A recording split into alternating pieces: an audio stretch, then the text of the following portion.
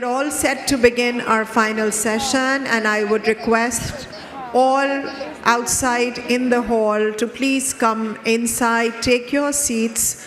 We would want a very focused environment. These are some absolutely fascinating addresses and keynotes coming up with voices that stand to change the course direction for Pakistan's future. Please join us inside the hall and take your seats. We are ready to begin.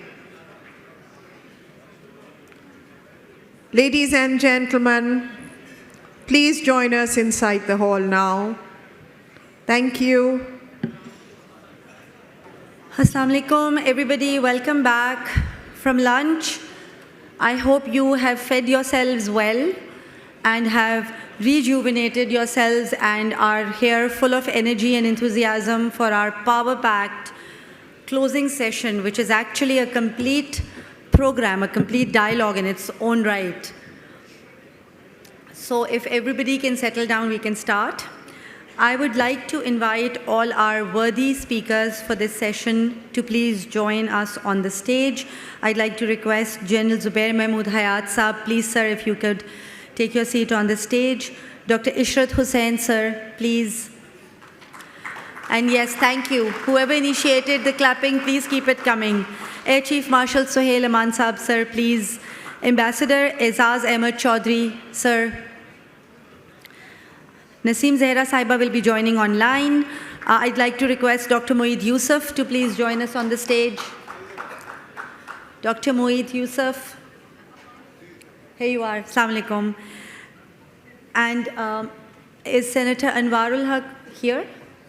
Senator Anwarul Haq Kakar? Okay, so he will join us in a while. So in a speech in Karachi in 1965, Zulfikar Ali Bhutto Saab said, "Situated as it is, one cannot conclude otherwise than to say that the bridges across Pakistan will carry for the world the lifeblood of its future generations. This is as true today as it was all those years ago, and what foresight.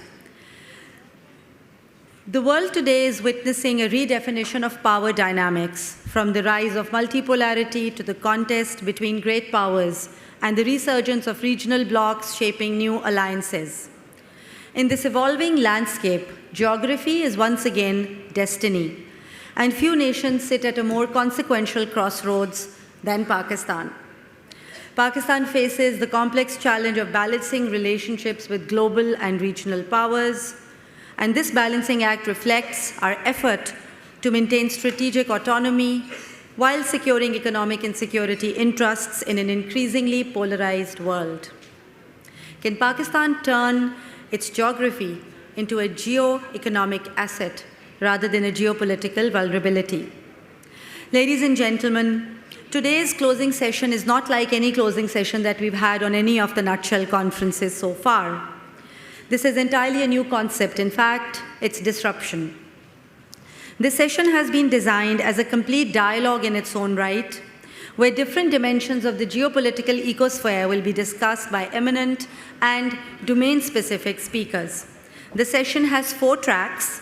Each track will address a topic of supreme importance in the geopolitical context. So at the very outset, I'd quickly like to tell you about the 4 tracks. Track 1 is strategic realignment in a shifting global order. Track 2, the geo-economic pivot. Track 3, diplomacy, technology, and the battle of narratives. And track 4, charting Pakistan's strategic future. So ladies and gentlemen, please give a huge round of applause to our worthy speakers. We have the most power-packed panel that we've had in a long time. Thank you, everybody, and welcome. So let's officially start track 1. Track 1 is strategic realignment in a shifting global order.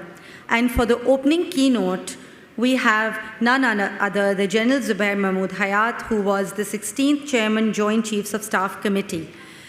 His key staff appointments prior to him being appointed Chairman JCSC are numerous, but it includes Army Area Advisor for the United Kingdom, Chief of General Staff, Pakistan Army, Director General Strategic Plans Divisions, and others. He has been decorated with Nishan-e-Imtiaz Military, Hilal-e-Imtiaz Military.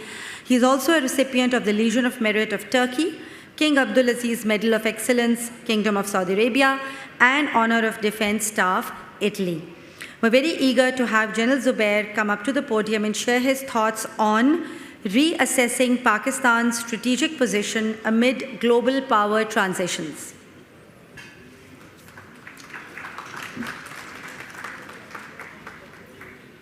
A'udhu billahi minash shaitanir rajeem. Bismillahir Rahmanir Rahim. Thank you, Nutshell. Thank you, Asfar, for inviting me into this 9th edition of the Future Summit. It's always a pleasure to be part of this strategic thought process. I'm delighted to see an excellent panel for this 9th and closing session. I look forward to hearing from all of the speakers and the ensuing question and answer session. What I normally do is give a narration, but in the next 15 minutes or so, I have changed the format. I would rather try and give and flag core issues in reassessing Pakistan's strategic position amidst a global power transition. In this reassessment, I will encompass 5 domains: the emerging global order, the return of what I call as the strategic geography, technology as the new sovereignty, economics and the new geostrategic currency, and finally, which I've always found very interesting, is society, identity, and power. I'll then try and assess what does it mean for Pakistan in terms of strategic environment, China factor, the Western dimension, regional realities, and finally, technical power and modernization. You can note I'll take 15 minutes, no more. The emerging global order, ladies and gentlemen, is one in which power is fragmenting from unipolarity to what I call as a fluid multipolarity. So it's not only a multipolarity, it's a fluid multipolarity. The United States remains central, but no longer a single power. China's trajectory defines the next phase of the global power competition. Russia acts more as a disruptor and not as a balancer. Europe is increasingly divided between the Atlantist and the continentalist instincts. India, in our neighbor, is finding it difficult to act as a swing power, trying to balance between East and the West. And the Muslim world as a general is reconfiguring around what I call as the new pragmatic blocs, which are not solely aligned to ideology alone. Africa's demography and resources will redefine the latter half of the 21st century leverages. The Indo-Pacific, although a misnomer, becomes the decisive arena for strategic contestation. The Middle East remains the pivot of energy, but also more importantly of the faith politics. And therefore there is what I call as the return of the strategic geography. In that I see sea power resurging with new choke points, vulnerabilities. It's interesting to see that Arctic is emerging as a new frontier of competition, and outer space is becoming the new global high ground. Cyber geography rivals now the physical geography in both terms of strategy and importance. The maritime routes are being remilitarized under the guise of freedom for navigation. The energy corridors are replacing trade corridors as the new arteries of influence. Urban mega regions like the one in Karachi replace nation states as strategic centers of power. The control of rare earth and microchip supply chains are defining modern sovereignty. The geopolitical borders are being redrawn through technology and sanctions, and not necessarily by war. Food and water security are becoming territorial disputes of the future. That takes me to the second point, technology and the new sovereignty. The artificial intelligence becomes the new nuclear deterrence, and I don't say it with a light heart. The states compete to control data as a national resource. The quantum computing upends traditional encryption and surveillance. The line between civilian and military technology is fast vanishing. Techno-nationalism is replacing globalization as the new economic doctrine.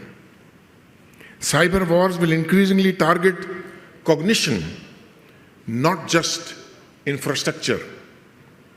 The digital divide becomes the new imperial hierarchy. The state-backed technical giants are becoming geopolitical actors in their own right. Bioengineering and genetic security are emerging as tools of national power. And finally, the battle for the narrative dominance is becoming an information Cold War. And therefore, to the third point, economics and the new geostrategic currency. Dollar dominance is being challenged, but not yet dethroned. Resource-backed digital currencies will reshape trading systems. Sanctions are becoming instruments of empire and resistance. The supply chains are being weaponized as geopolitical tools. And globalization is mutating into regionalized interdependencies. Sovereign wealth funds are turning into instruments of silent statecraft. Energy transitions have and will reorder global alliances. Inflation and debt crisis will trigger political volatility across all continents. Economic decoupling will create, in my humble opinion, parallel ecosystems, one in the West and probably one in the global South. And finally, trading policies becoming a new front of national defense.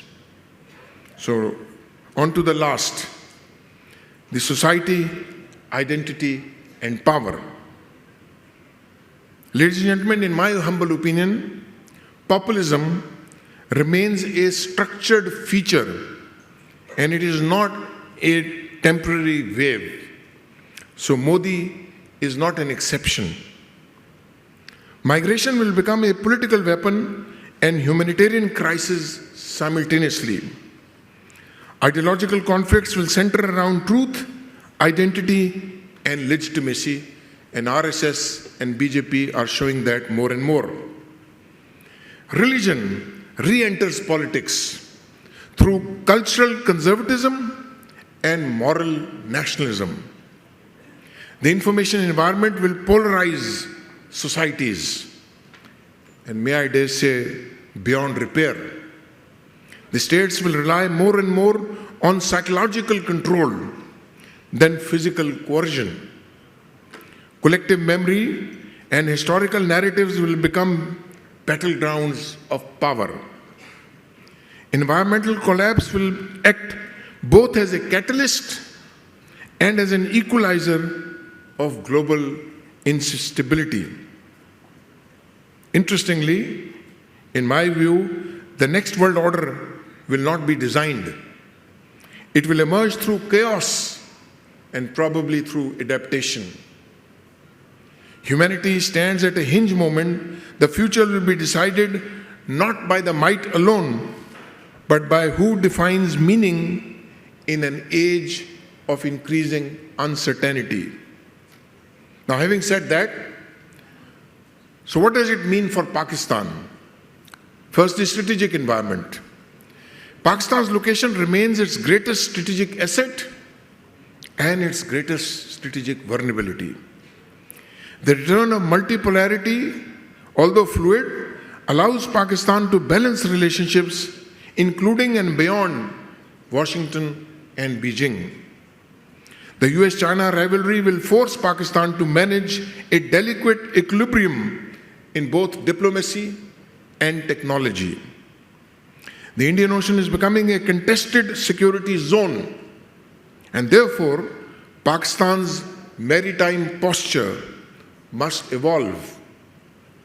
Afghanistan instability will persist, both as a buffer but more as a burden.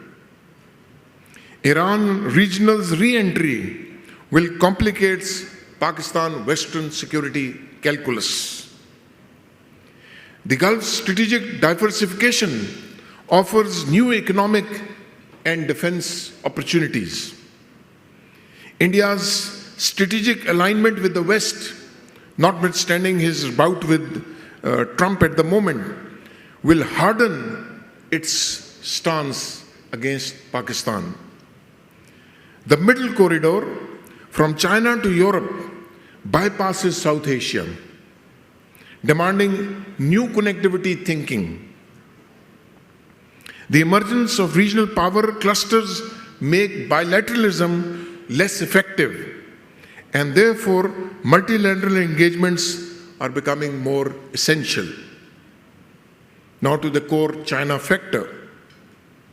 The CPEC's second phase is Pakistan's test of both strategic capability, credibility, not just economics. China expects Pakistan to mature as a stable partner, not just a dependable ally.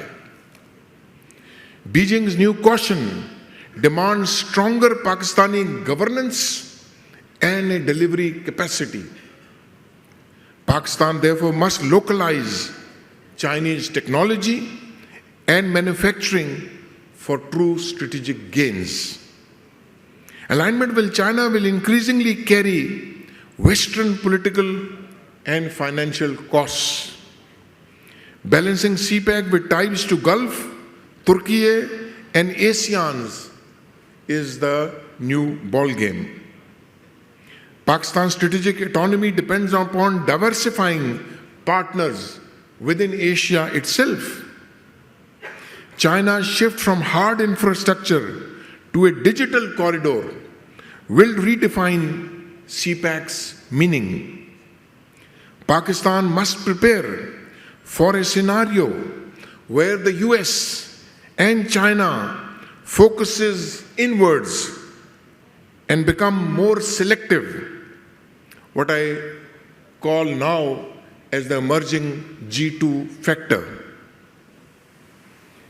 Any strategic dependence without domestic reforms will turn partnership into patronage. Now a word about the Western dimension.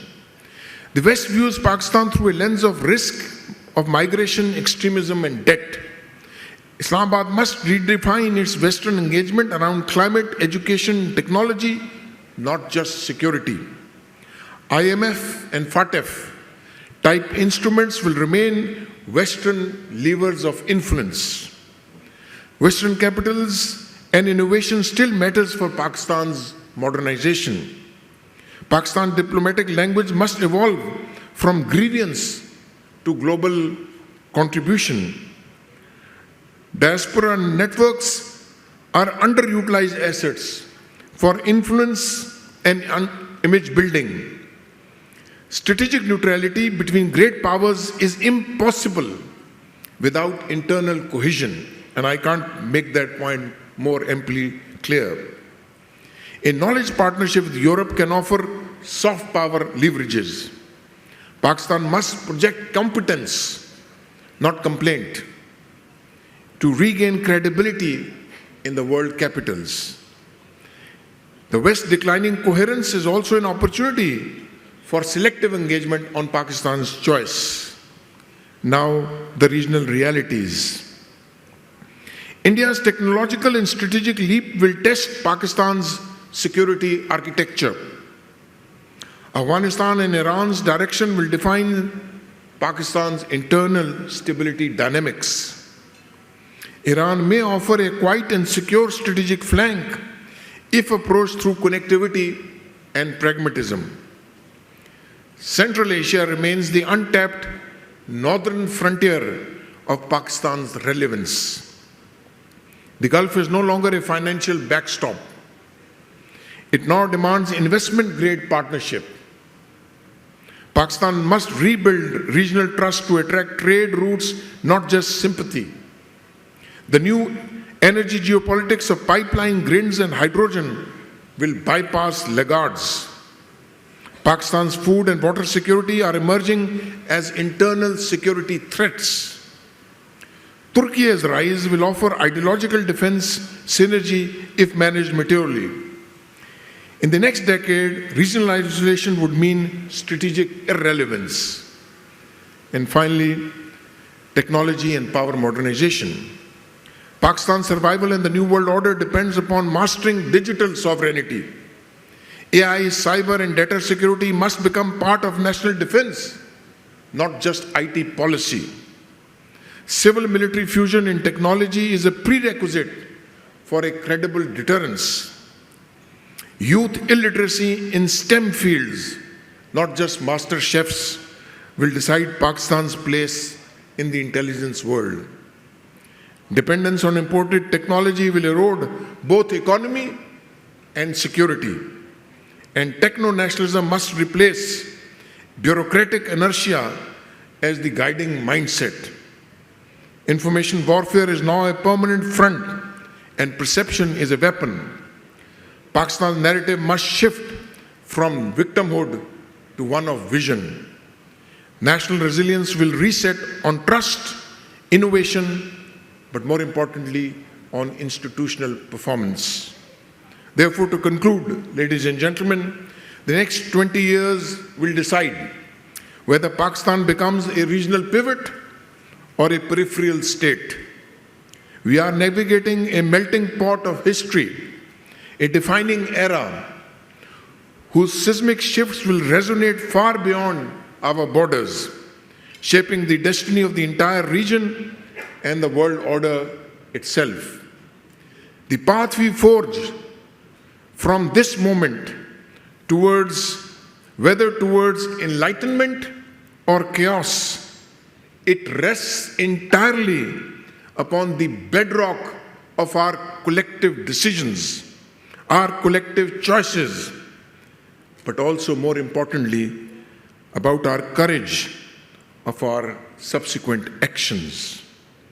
There are no passive observers here, only active participants in a greater unfolding.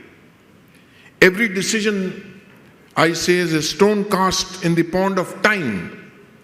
It ripples into an expanded legacy that we will leave for our future generations. Let us therefore act with sober wisdom that we are not merely living in history, but are rightly now being weighed by history. For the final, unassailable judgment, as always, will be rendered not in our times, but by the relentless, impartial court of the time and ages. I thank you, ladies and gentlemen.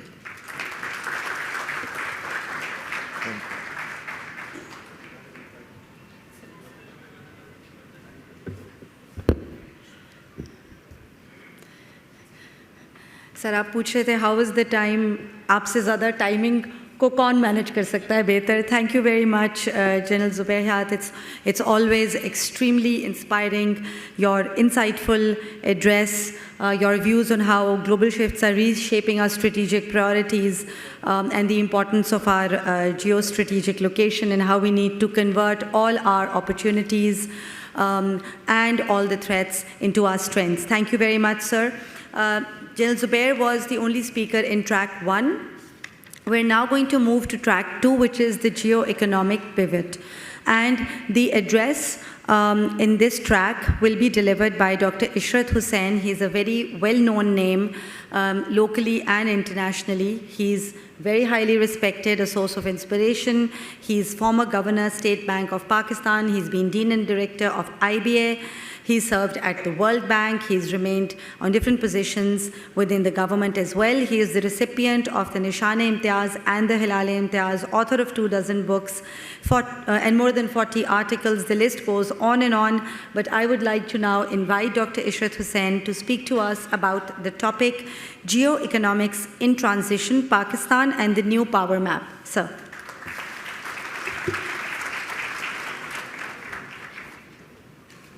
Thank you very much. Bismillah ar-Rahman ar-Rahim. First, let me thank Asfar and Natshell for providing me this opportunity to talk about this very important topic.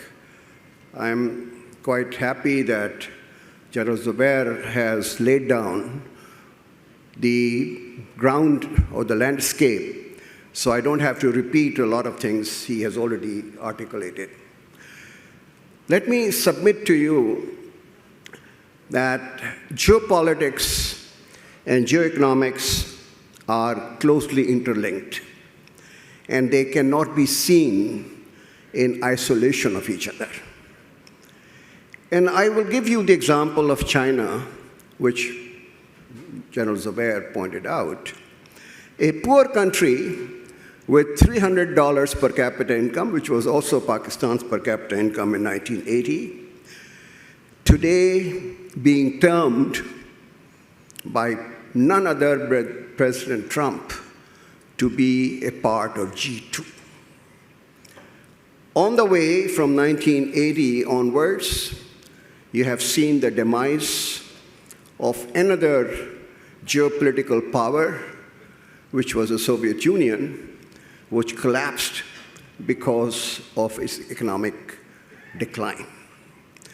You have G7, where you have a situation where India and Indonesia are going to become number 2, number 3, or number 4 in the next 10 years.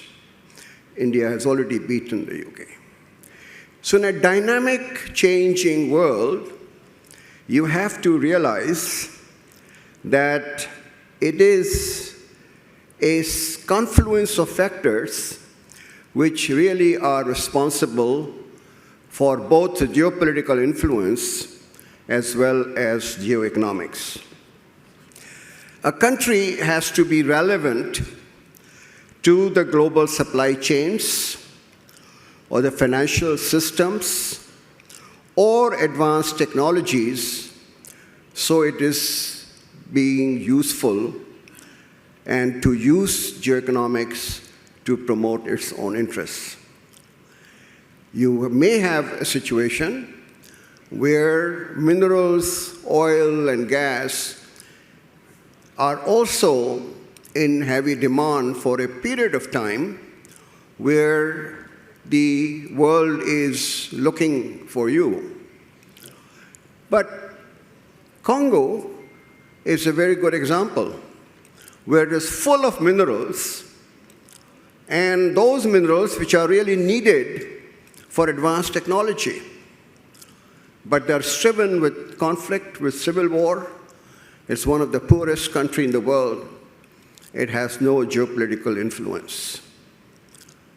Therefore, the lesson I draw that what are the essential foundational elements which will lead you to a respectability and influence in the Committee of Nations.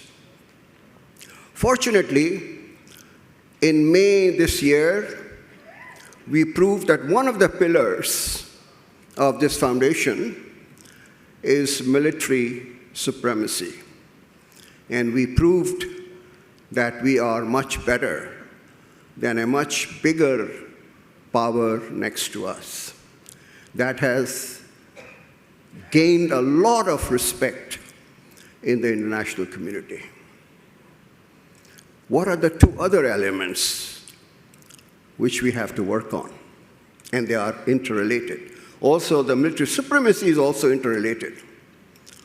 The second is economic strength, not dependence on the external players, on other friendly countries, but generating your own incomes and resources to take care of your demands of the country's prosperity over a long period of time.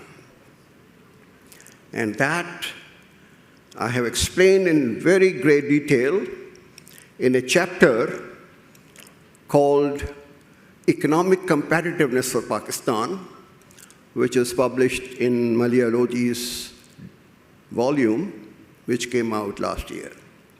It's not only the export competitiveness, it is the entire economic competitiveness. It is the dynamic comparative advantage which will lead you to economic strength at a sustainable and consistent manner.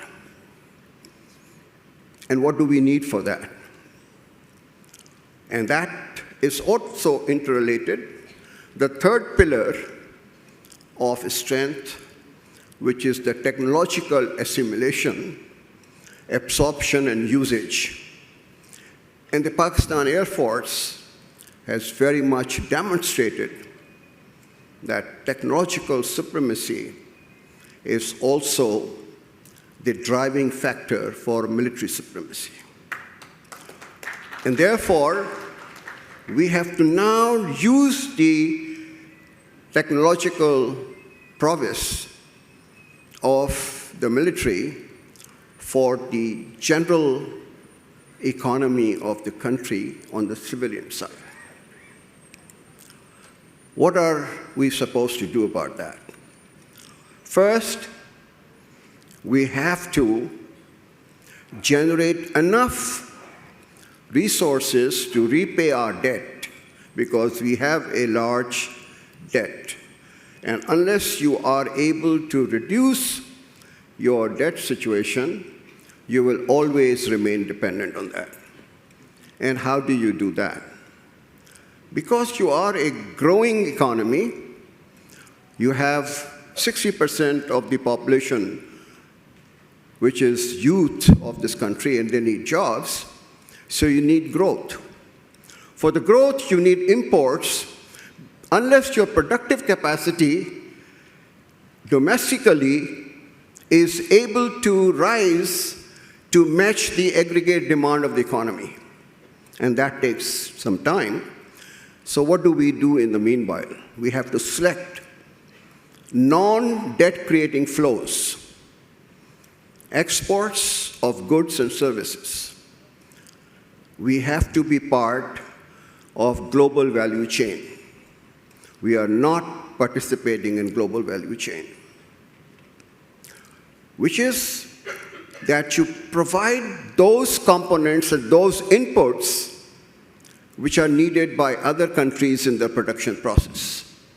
You don't have to have a vertical integration, but you find the niche where you can be cheaper and provide quality inputs.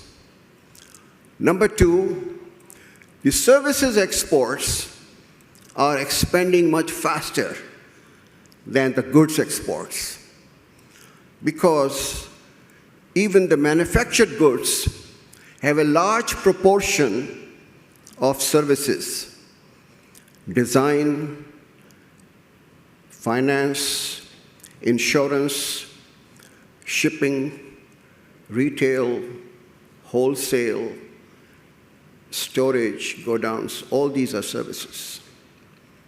Accounting. Why is it not possible for Pakistan just to prepare ourselves and our young population to be quite competent in those services which are in rising demand all over the world? Why can't we have our legal firms, our accounting firms, our architectural firms, our creative arts firms, our design firms exporting their services to the other nations which require it.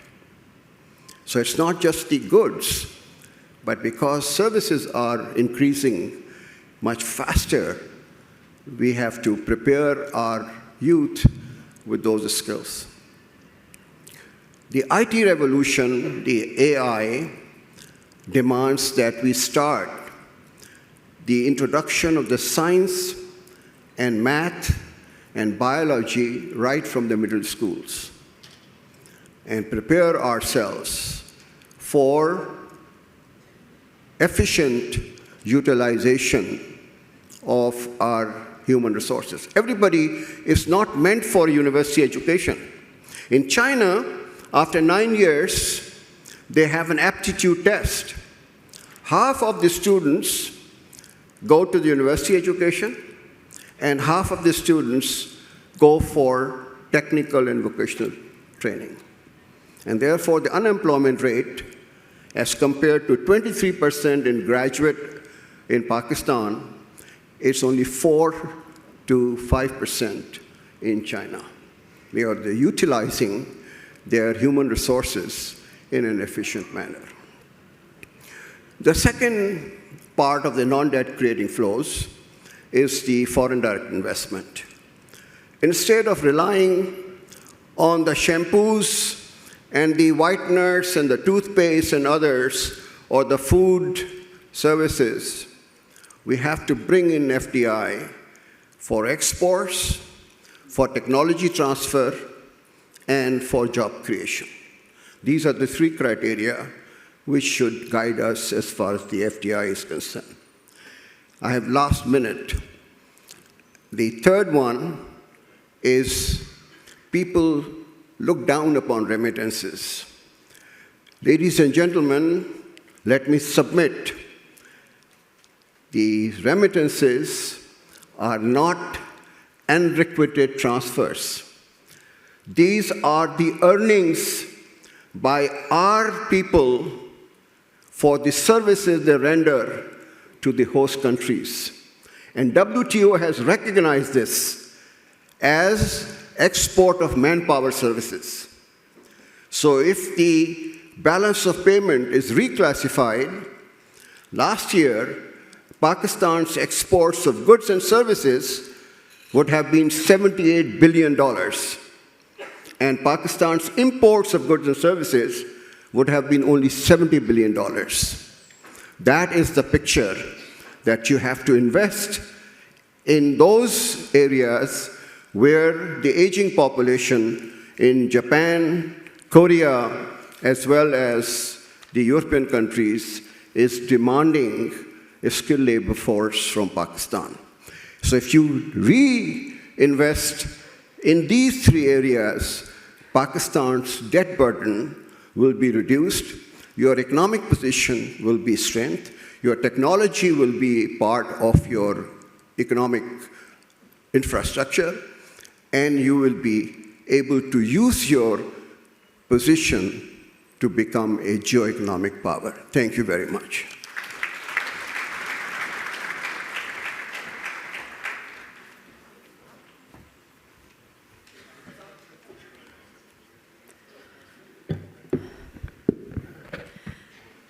Thank you very much, Dr. Irshad, sir, for that insightful and thought-provoking analysis of how geoeconomics is reshaping global dynamics and the steps that Pakistan needs to take in order to improve its position.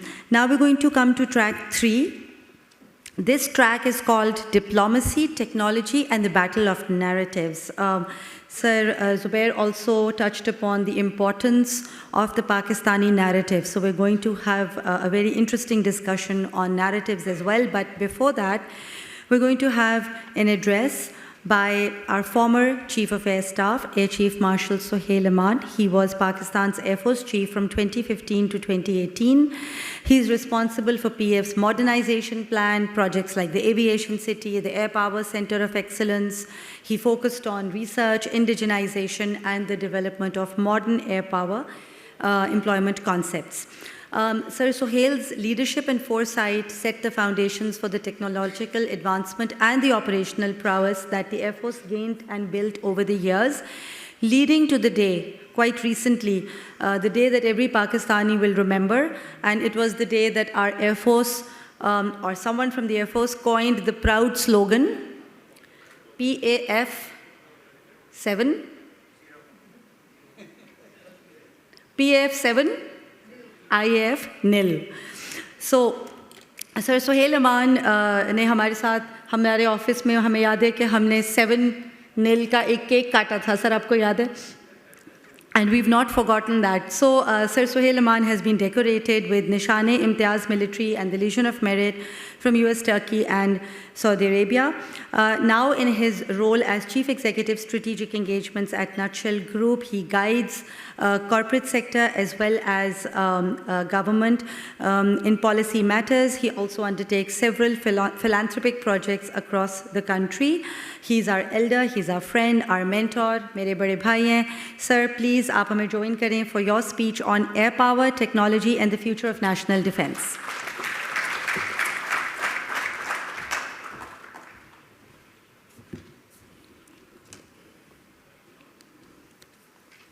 Bismillah ar-Rahman ar-Rahim. It's absolutely a pleasure to be amongst such a vibrant audience and such respectable seniors and colleagues. I'm sure you'd like to hear about the air power and how did PF get there. I'll go through that story with you a little while, but bear with me. A few of the ground realities of our region and how do we negotiate with them. A lot of it has already been spoken by Honorable Jana Zubair.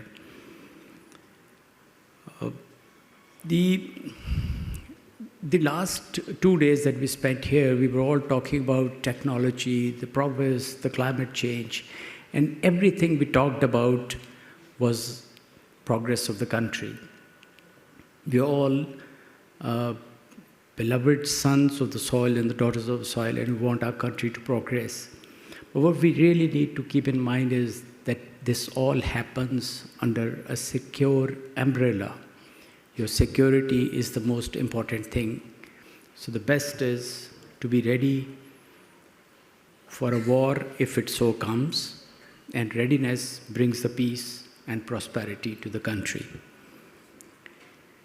I was reminded of, with the course correction of our initial days when we began flying, and our instructors would tell us how to apply the course corrections. And the first thing they said was, realize that there is a need for course correction. Do not panic, relax, apply the correction with wisdom, monitor progress, get on the course, show resilience, and take the formation along.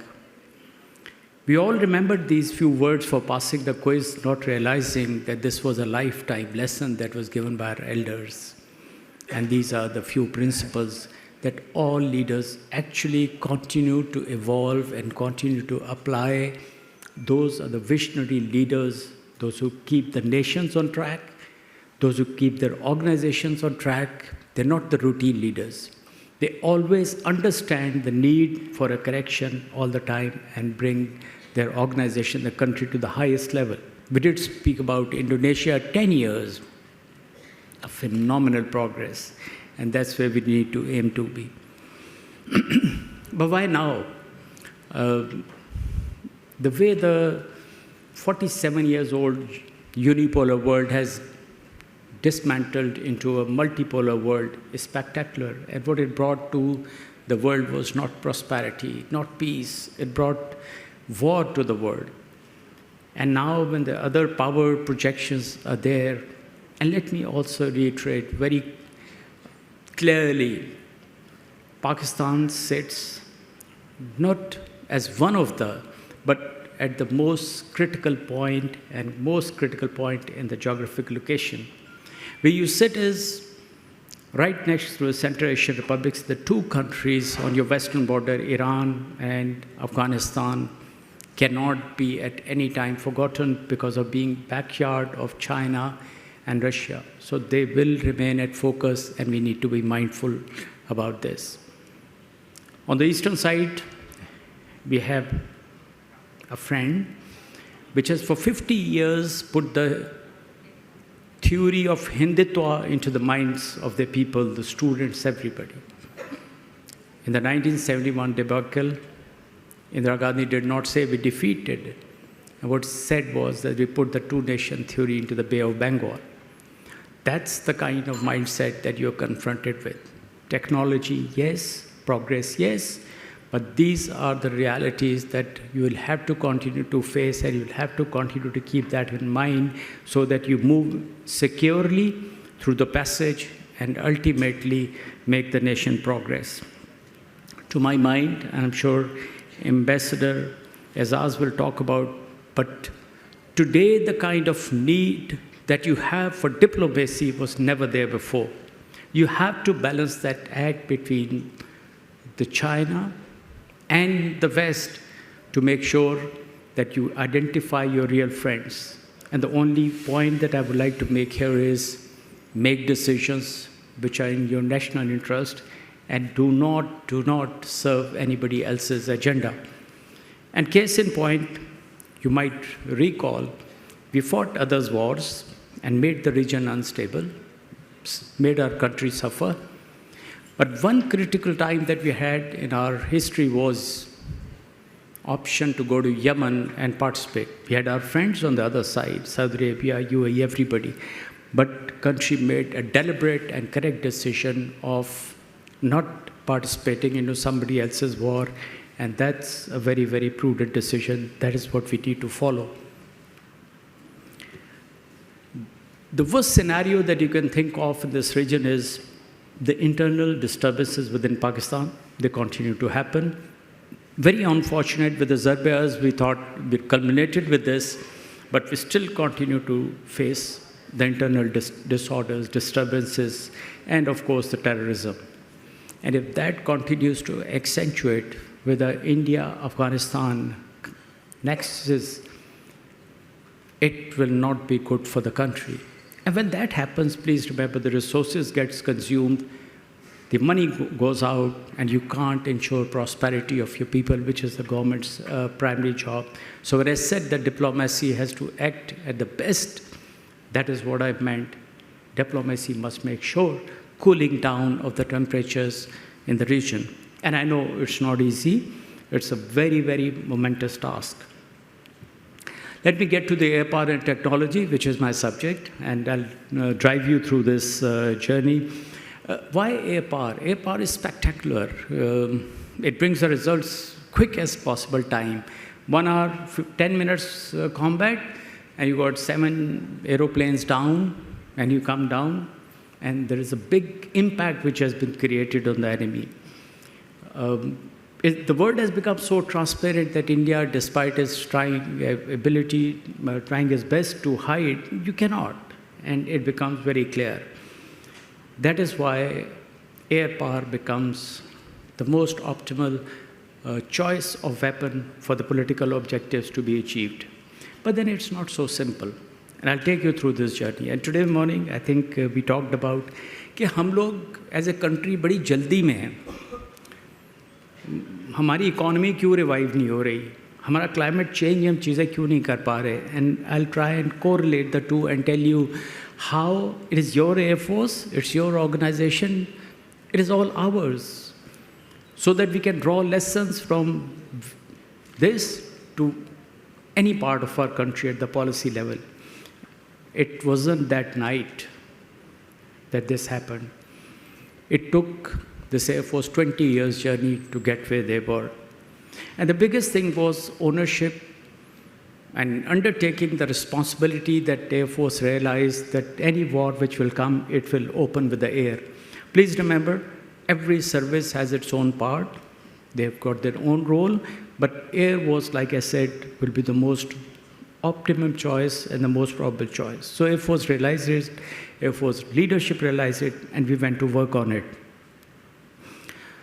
Predicting what the future war would be, something was very, very difficult to understand. And then, of course, everybody knows aeroplanes are important, the missiles are important, but the J-10 is as good as aeroplane as the Rafale. The missile is probably, the other side is a better missile than this. But then how do you really employ and how do you make sure that you achieve success? Platforms, ladies and gentlemen, in today's scenario have become less important what the support elements are, and that is where the interface of technology is.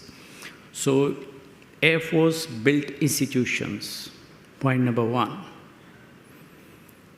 Air Force always respected the policies and the decisions made by their predecessors. Both the points need to be understood at the national level. You cannot come back and change the policies. Manmohan Singh, known as Manmonics, not economics. Modi could have had any differences. He didn't touch that policy, and that is why economic growth. So Air Force progressed because every successive leadership honored what was previously done, and that is how the Air Force continued to progress. Build institutions. Do not destroy institutions. Do not degrade institutions. Build them up continuously, and that is how the path of indigenization. Ladies and gentlemen, let me tell you, even your real brother will never part the technology, what to talk about the countries, on the electronic warfare and the cyber warfare. This has to be done by you yourself. And that is what, when you go to the Air Power Center of Excellence, or when you go to the NESTAPs today, which were called the Aviation City, you've got 24, 25 years old boys and girls sitting and doing the job of the cyber, tweaking the electronic warfare equipment, and of course getting to space. We were not experts, and the military is not supposed to be expert on all this. But then there was a realization that this is what is going to happen in the war. I remember Modi saying, we'll have Rafales, and take care. You can't take care of an enemy only with the aeroplanes and the ships. You really need to know how do you want to employ it, how do you want to handle it. So Air Force built institutions. They continued on the same policies, and they made sure that do everything right. What's going to happen, I'm not sure in future, but only few thoughts. I really pray that there never the war is, that the diplomacy works. But if there is a war, it's going to be devastating. It's not going to be a short war. It's going to be a war which continues to. So we must not stay in a dilemma that probably because of the nuclear overhang, somebody will come like this time to rescue the situation and say that there are two nuclear powers and they need to get off and stop it. It may not happen. I think the enemy must have learned their own lesson. They would like to even out the scores, the kind of mentality that they have. So please understand, we should be ready, at least we should be ready for a war which comes in with much larger destruction and much larger ferocity. The Air Force, Army, and Navy now need to sit together. And they need to have a joint war strategy. Not that we didn't have it, but everything has changed. Now it's all about technology. It's all about how do you put into practice the artificial intelligence into your electronic warfare. It's all about really bringing technology into the place. So my 5 pointers are: review immediately the defense policy. The environment is changed completely. Get to the right strategy of fighting war. जो existing institutions हैं, उनको review करें, उनको stronger करें, उनको support करें. इसके अलावा training should be done on a. The next war is not going to be what happened a few days back. It's going to be a different war. उसके लिए तैयारी करें. And last but not the least, indigenization is the key. Build your institutions, have your friendly countries like China, Turkey, and break up consortium where you start to progress nicely. It's not yet over, ladies and gentlemen. It will continue to be there. But for this country to progress, for its people to live happily with prosperity, it's important to give them a secure environment, inshallah. Thank you very much, ladies and gentlemen.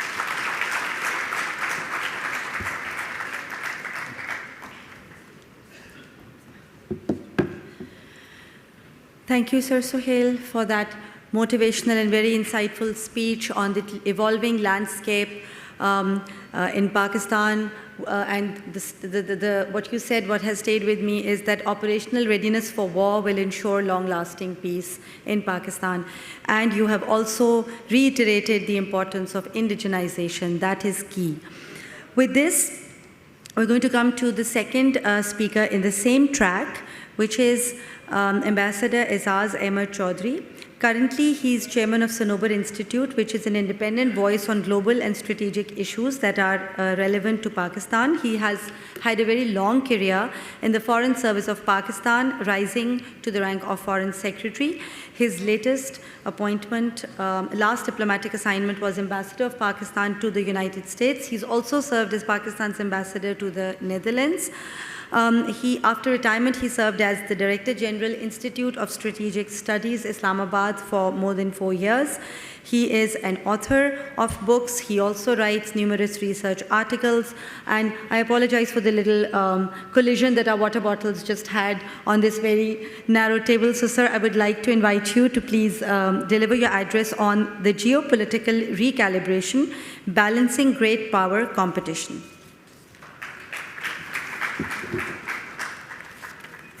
Thank you very much.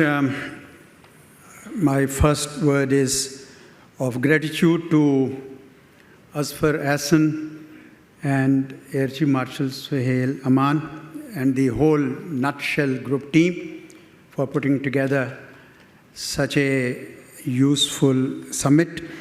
I think you are rendering a very useful contribution by promoting the culture of informed dialogue, of reasoned communication in the country. So I commend you for that. As you have heard from previous speakers, the global chessboard has become ever more complex. In fact, the world is changing at a much more rapid pace than any of us had imagined. And General Zubair has laid out for you the main salient features of the evolving world.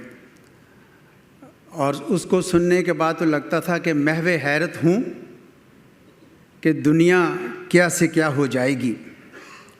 But to me, General Saab, two trends are most disturbing, most alarming.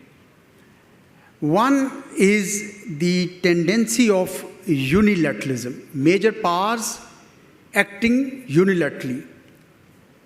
They tend to use force unilaterally, arbitrarily, blatantly, and without a care in the world for international law. That makes small and mid-sized countries highly vulnerable in the evolving world order.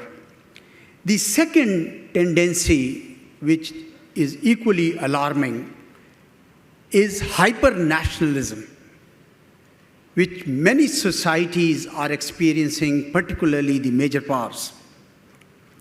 And the culture of hyper-nationalism produces populist leaders who then become a force of division and polarization rather than globalism and interdependence. So with these two major trends making our world such a chaotic place, what is it that your and my country, Pakistan, should be doing? I'd like to, there are a number of ideas. Ishrat Hussain Sahib and Chief Marshal and others to follow will spell out for you, but I'll identify 4 major areas that in my view are important. One, for our policymakers, a major consideration at this time is how do you navigate the competition, the rivalry, the strategic competition between China and the United States of America. China is a friend, has always been, has respected Pakistan's core interests, has supported Pakistan at all international forums, And we too have respected China's red lines and core interests. And China brought in investment into our country when we were in the throes of terrorism during the 2014, 15, 16 period. So naturally, China will continue to enjoy high esteem in Pakistan.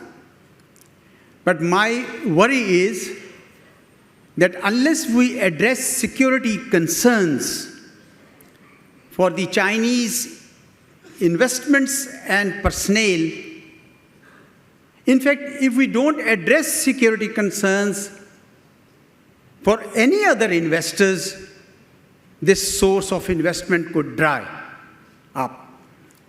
We are fortunate that the Chinese are opening up to CPEC 2.0, and I do hope that we take the best possible out of it.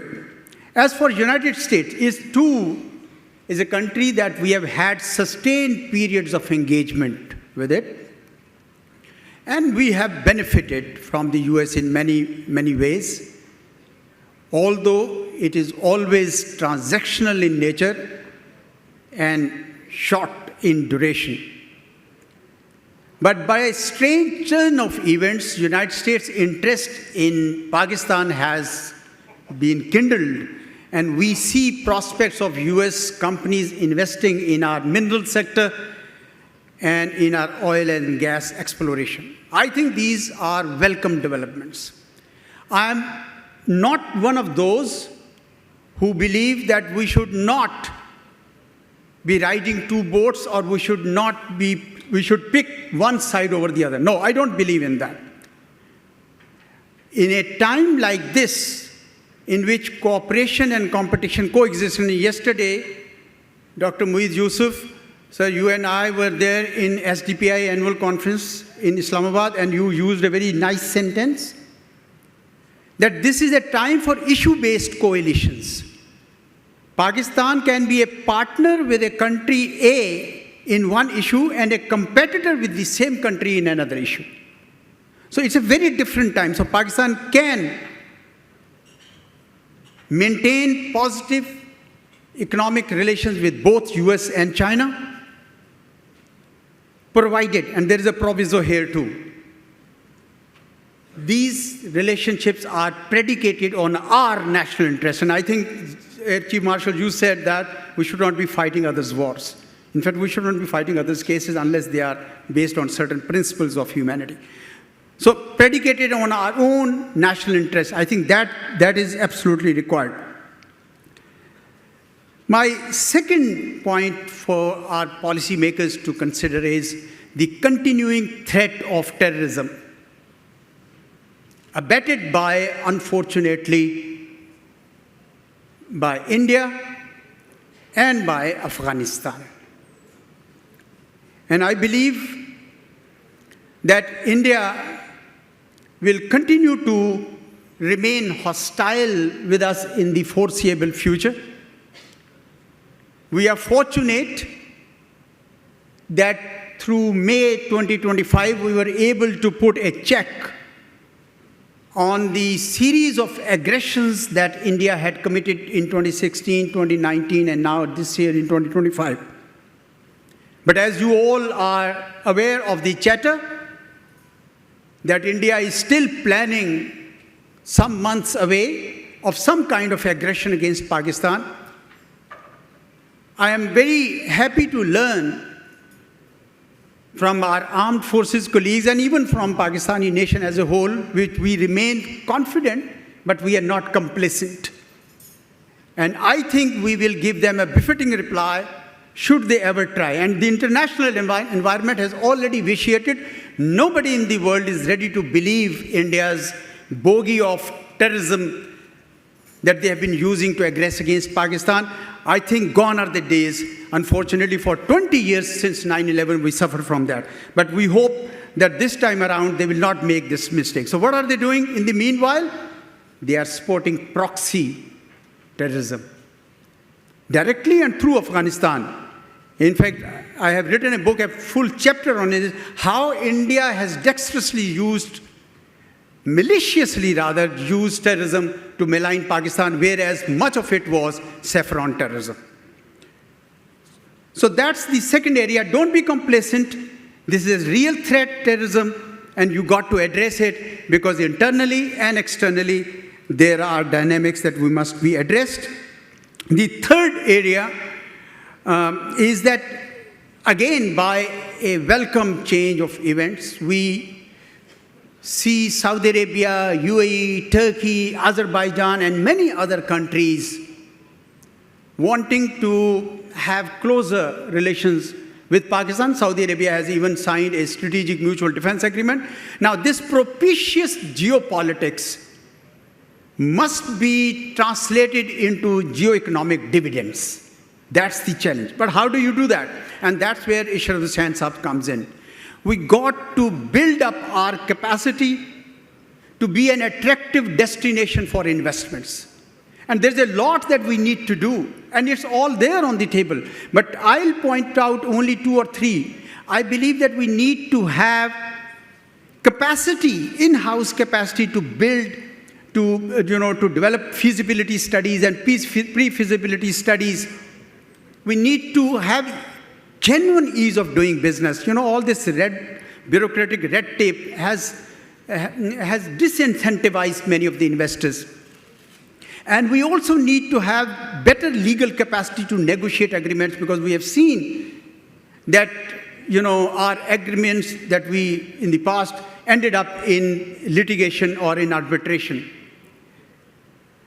The fourth area, and I think this was briefly mentioned towards the end by General Zubair, is narratives. We have been a victim of a battle, a war of narratives against us. There have been stereotypes created about Pakistan. There have been an extreme negative view projected about Pakistan.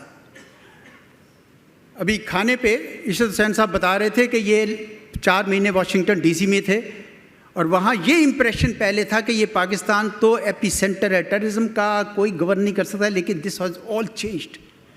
अगर ये बदल ही गया है तो हम सबको मिलकर कुछ अपने इस प्रोपिशियस एनवायरनमेंट को इस्तेमाल करके अपना नैरेटिव बदलिए. We are a land of mighty mountains, pristine beaches, archaeological heritage, we are a bastion of multiple faith. हमारे पास तो इतना कुछ है कि हम दुनिया को बहुत कुछ दिखा सकते हैं कि पाकिस्तान की असल शनाख्त ये है. That's our real identity, rather than the terrorism that we've been unfortunately associated with. A lot depends on think tanks, on academia, on media, in fact on every Pakistani to project the positive narrative about our country. This country is very dear to us. Allah bless you all. Allah bless our country, Pakistan. Thank you.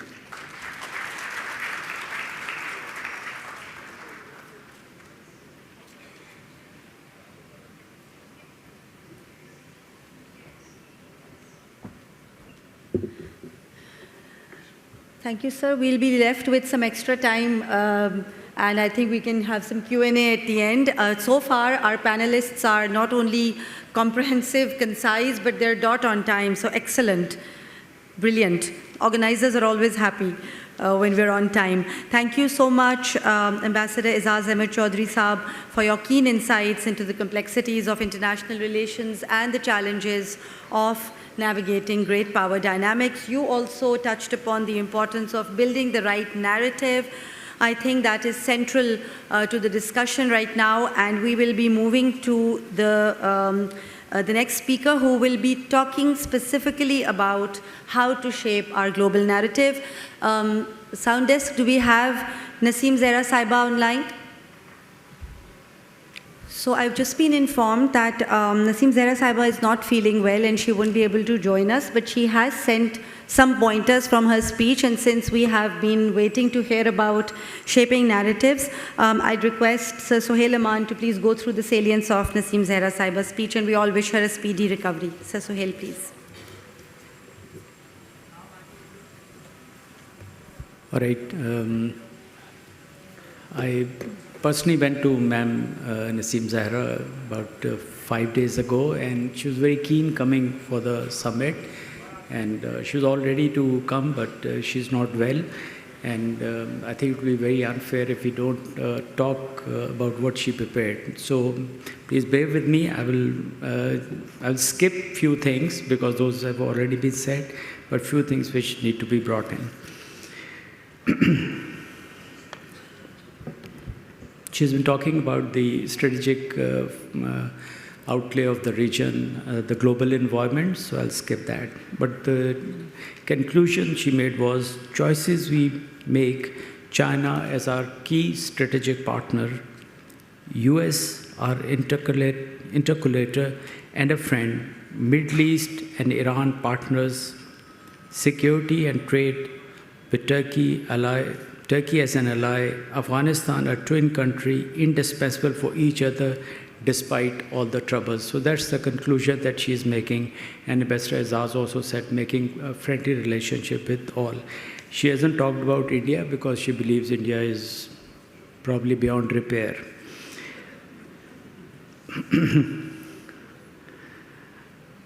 She's also talking about resetting regional diplomacy through quiet, confidence-building steps with Iran, Afghanistan, and China, re-energizing ties with Gulf through cooperative security framework and investment partnerships, and reopening channels with the West on climate, migration, and technology, from COP forums to fintech collaboration.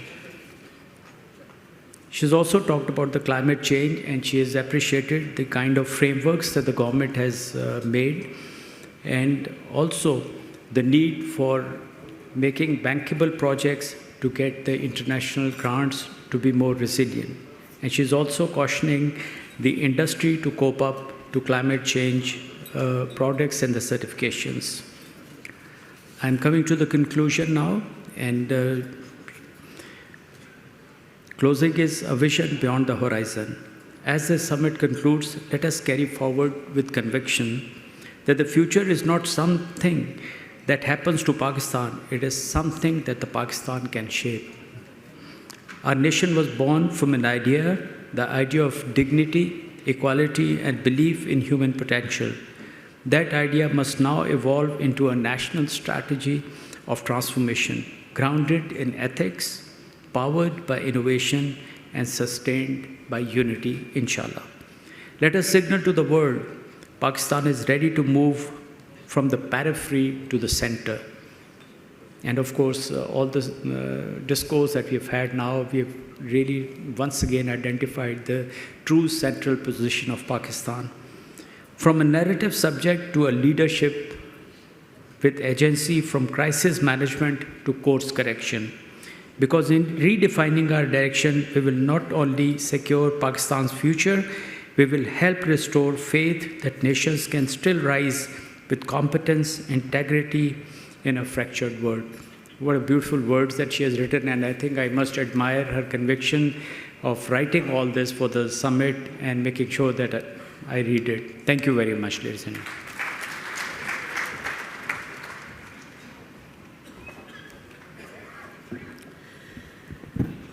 Well, we're certainly missed hearing it from Naseem Zahra Sahiba herself. We're all admirers of her intellect, her outspoken demeanor. We wish her good health. Ladies and gentlemen, let's give Naseem Zahra Sahiba a round of applause.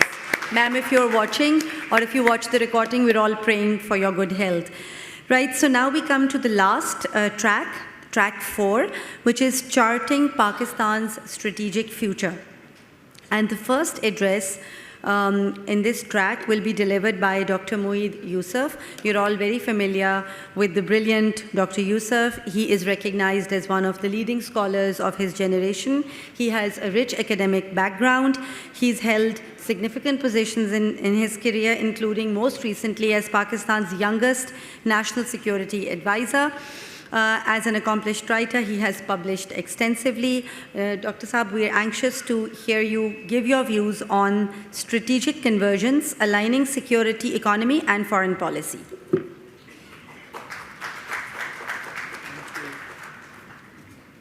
Assalamu alaikum.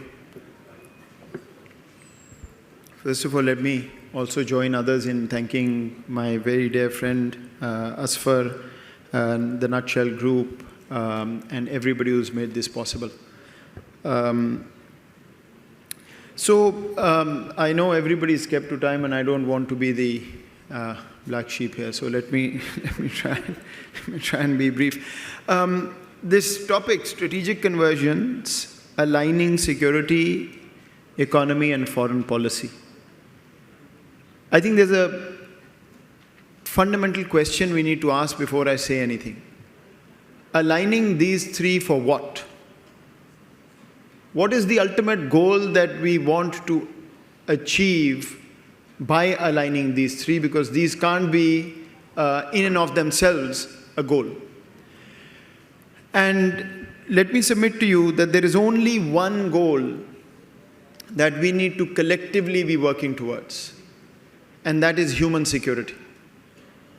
Everything else is a tool to ensure that your most disempowered citizen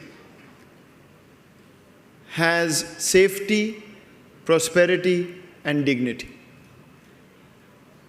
Everything else is irrelevant. We can be the strongest country in the world in terms of GDP growth, in terms of military, in terms of everything. Pakistan is a very interesting and odd case where you see macroeconomic stability come in spurts, but a constant decline of our social indicators. This is not a country that we need to think is doing what we need to do. A lot of things are going in the right direction, but the ultimate goal has to be clear, and that's where my focus will be.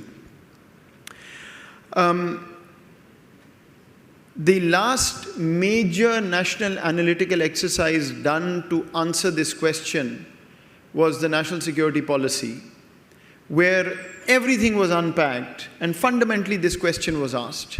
The question was asked because there was a worry.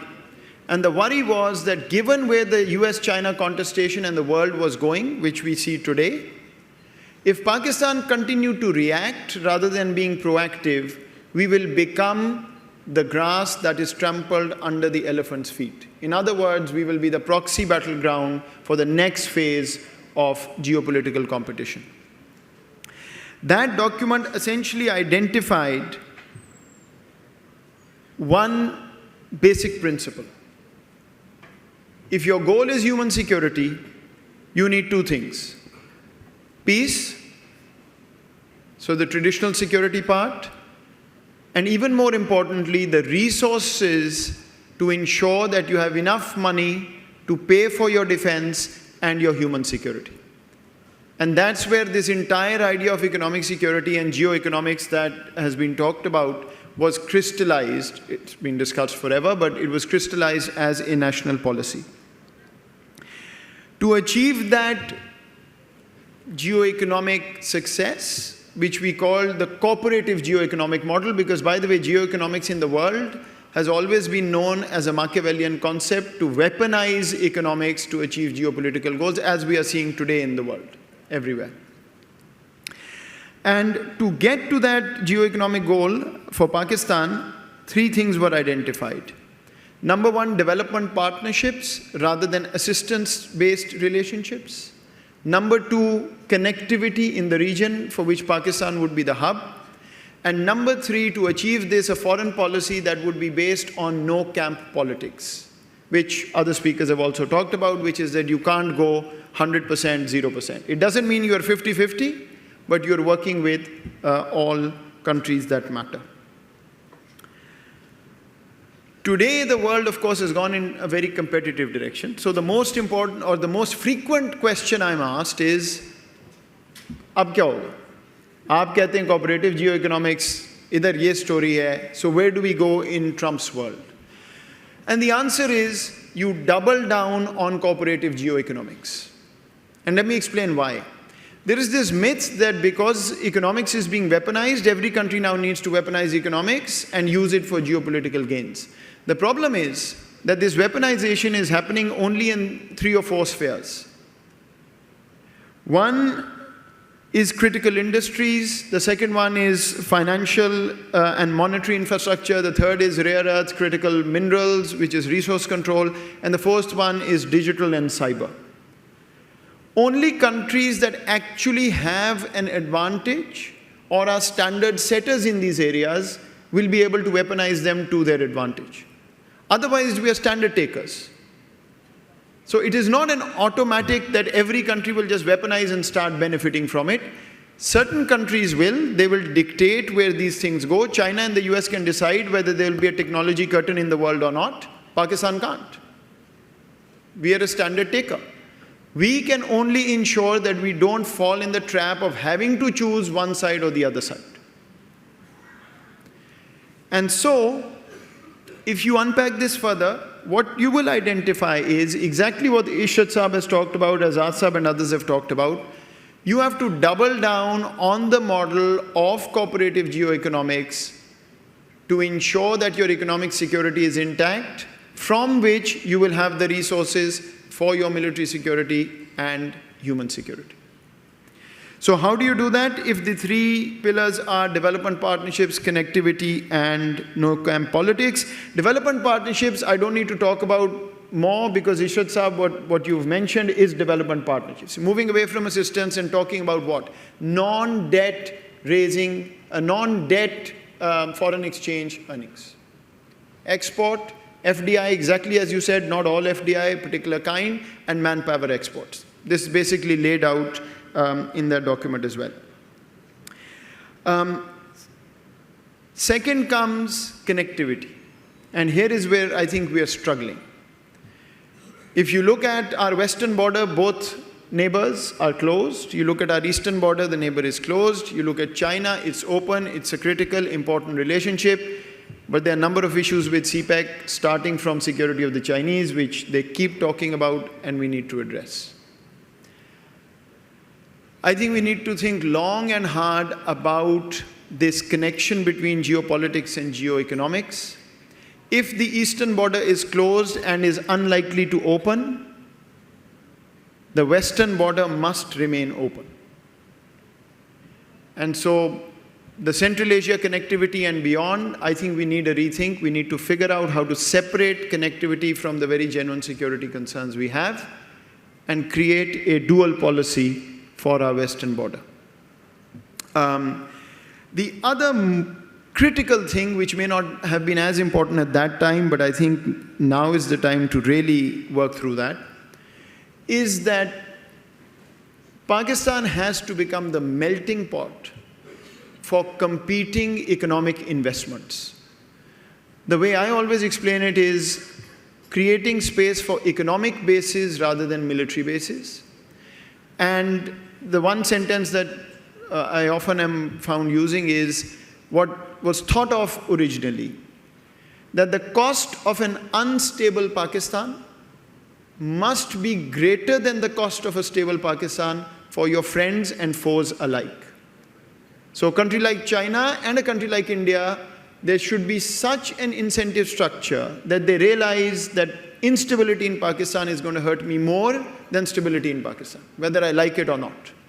And how do you do that? You actually do that by bringing competing economic interests on your territory, the geo part of the geoeconomics. So if I were doing this today, I would want to identify 10, 15, 20 projects, major projects, where Western, Chinese, Gulf investment coexists. So Reko could become a very good example. The Canadians are there, the Americans are interested, the Saudis are interested, the Chinese want the locomotive part of it. Don't make a purely economic commercial decision on this. Obviously, that's going to be critical. But make sure that you've got a blend of competing interests in not one, not two, not five, but 10 projects, 20 projects in Pakistan. You know, we recently heard about this new port idea and everybody laughed it off. I don't think that port is serious, but the idea is right. If the Chinese are somewhere, the others are also going to be somewhere because we want to create that melting pot arrangement. Now, of course, this means that you have to ensure that there are commercial returns going to these investors, but that is primarily the only way apart from connectivity, which will allow us to create that melting pot that we talked about. And this will keep becoming more and more difficult as the world becomes competitive. So, you know, people who tell me often, it's unrealistic, it's not going to happen.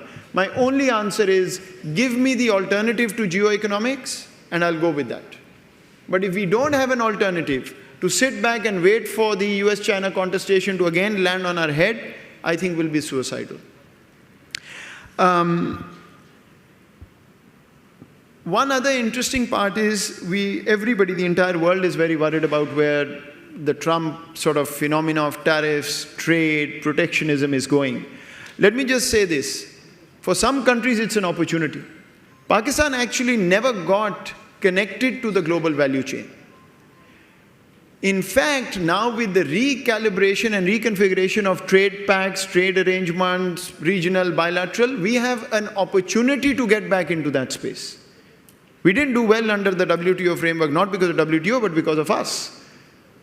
There is not a single effective, efficient trading arrangement that Pakistan is part of regionally, anywhere, because India has made sure that we don't enter those spaces. I think it's a big opportunity for us, and we should look at it that way. Finally, let me just say that we've done fairly well, actually very well, in this no-camp politics business in the last 6-8 months. We can have another conversation about whether this was the right way, whether pride matters, whether self-respect matters. That's another conversation. But you've got a real opening in terms of the US, China, Gulf, and multiple countries that we were not doing well with before. The important thing to recognize is that this is simply an opening of the door that we have to use for domestic reform and domestic gain to get to the human security goal. Pakistan, by the way, has been very good at the global chessboard for a long period of time.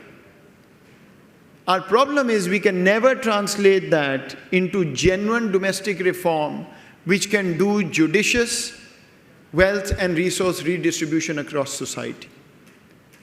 That's fundamentally where we go wrong. This window will not last for too long. This is not a permanent window globally that we've gotten. We must use it now for this purpose, not only for the purpose of saying that we are back in the game. I think that would be very, very important.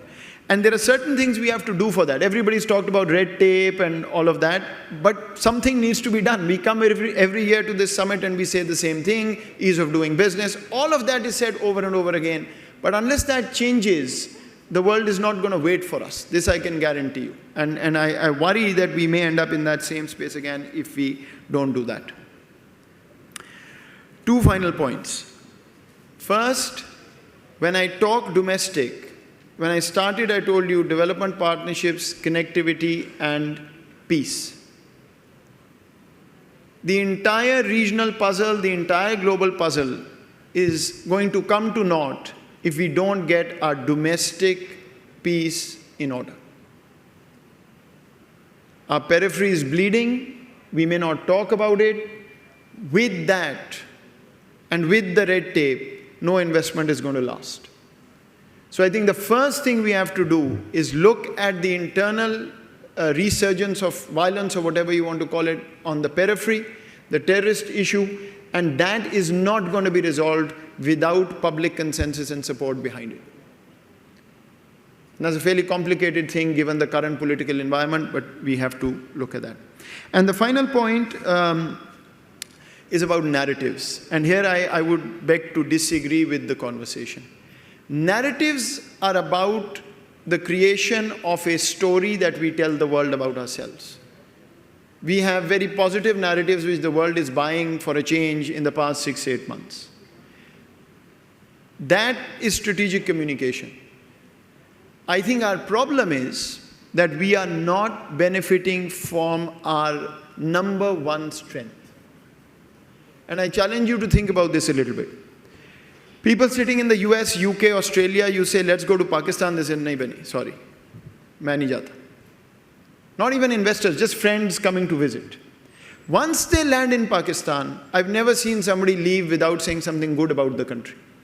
Because they see what it is, it's a real country, hospitality, culture, whatever we want to say. For the life of me, I cannot understand why government after government after government for years, we are bent upon preventing people from coming to our country. I cannot understand this, because if we want to change our narrative, it's not going to happen by me or the panel saying something. It's going to happen by people coming here and seeing who we are, because our image has been so negative, it can only get better. And if you do that right, your investment space opens up, you've got more trade deals in the making, your impressions start changing. If you get influential people coming here, you know, this concept of the Islamabad security dialogue was, we started about 3 or 4 years ago. Bring everybody to Pakistan. Let them see it. And then gradually this geoeconomic space will start opening up. My final line, I know I think I'm a grey sheep, I won't get to black. The most controversial comment I want to make, but I want to leave it on the table. India is doing what it's doing. Modi has taken India where it is going now. The war happened. What's the solution? If regional connectivity is for real, someday we hope that India will come to its senses, correct? That's how the geoeconomic optimization will happen. What happens if the state of Pakistan wakes up tomorrow morning and formally announces that every Indian under the age of 40 can come to Pakistan visa-free? If you tell me that Modi has created a false narrative about Pakistan in the minds of Indians, he says it's a terrorist state, it's all 16th century poor people. This has happened post-2008, 2010. The younger Indian generation doesn't know Pakistan except that mindset. Let them come and see your country. Let 1 million young Indians come here every week, every month, and see what we are. They'll go back and challenge their own government. The Kartarpur corridor happened. We have fought a war. The Kartarpur Accord has been renewed. Why? Because they can't tell Eastern Punjab, Delhi can't tell Eastern Punjab that we don't care about you. Checkmate. Let them come and see. I would even go to the extent of saying if 1% of them are raw agents, I really don't care, because it will change the entire conversation about Pakistan. So we have to think out of the box if we want to move in this direction. And if you get people to see Pakistan, the rest of the geoeconomic puzzle will start improving. Thank you very much.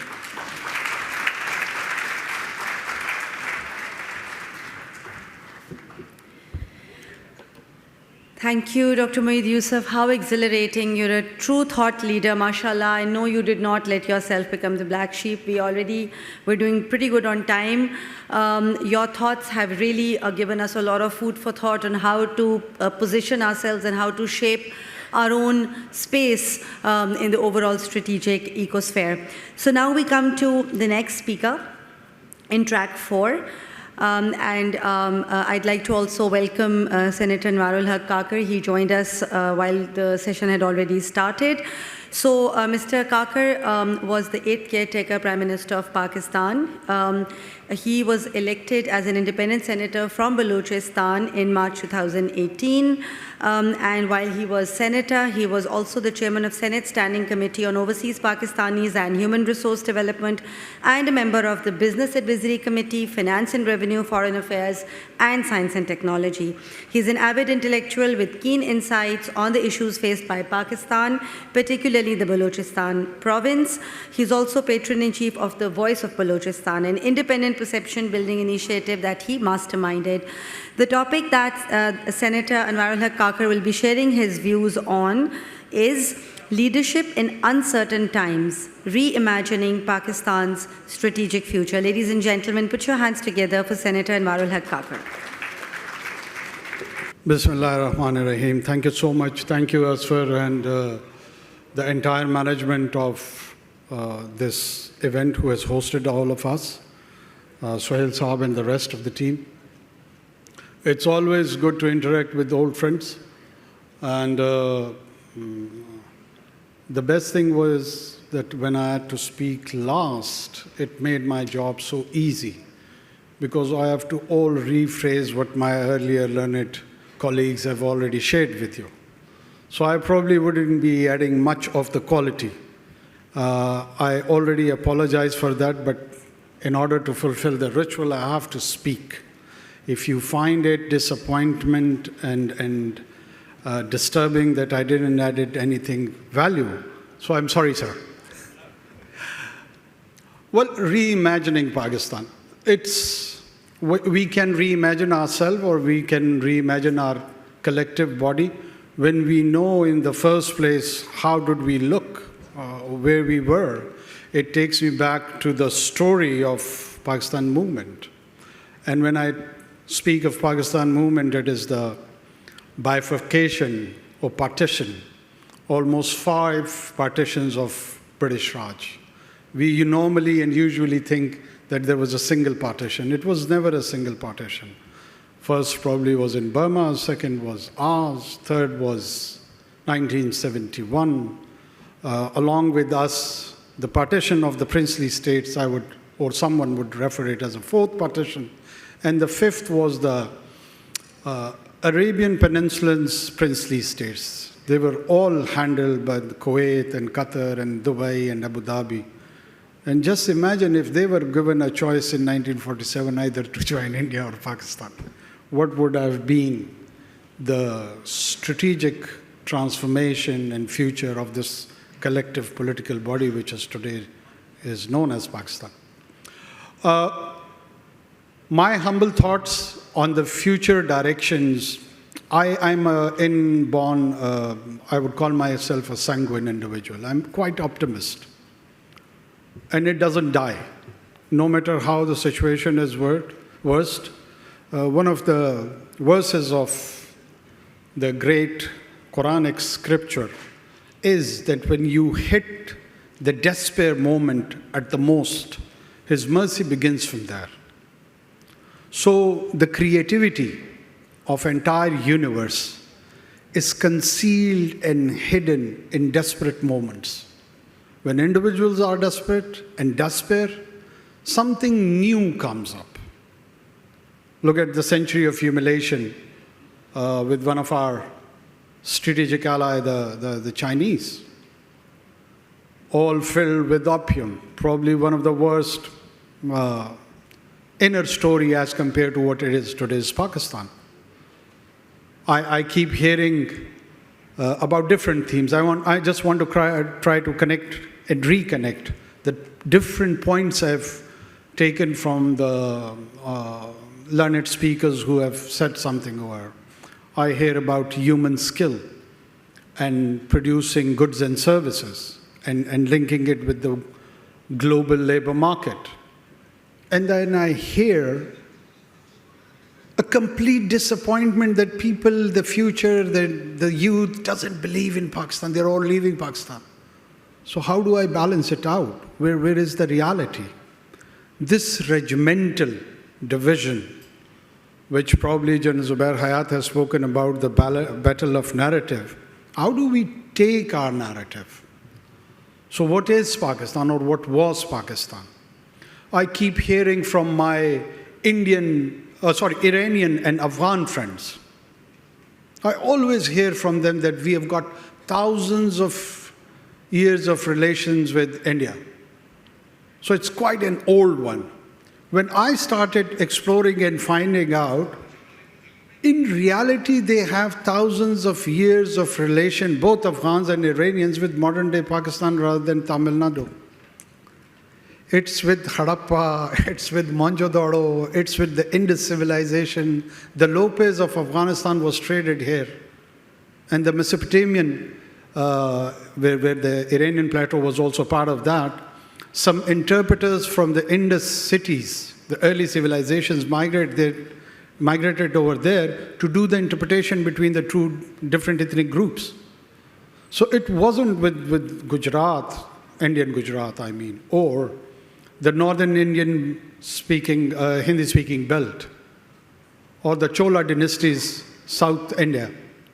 It was with modern day Pakistan. My unfortunate part is that I start narrating my story from 14th August 1947. I am a continuation of almost 3,000 years.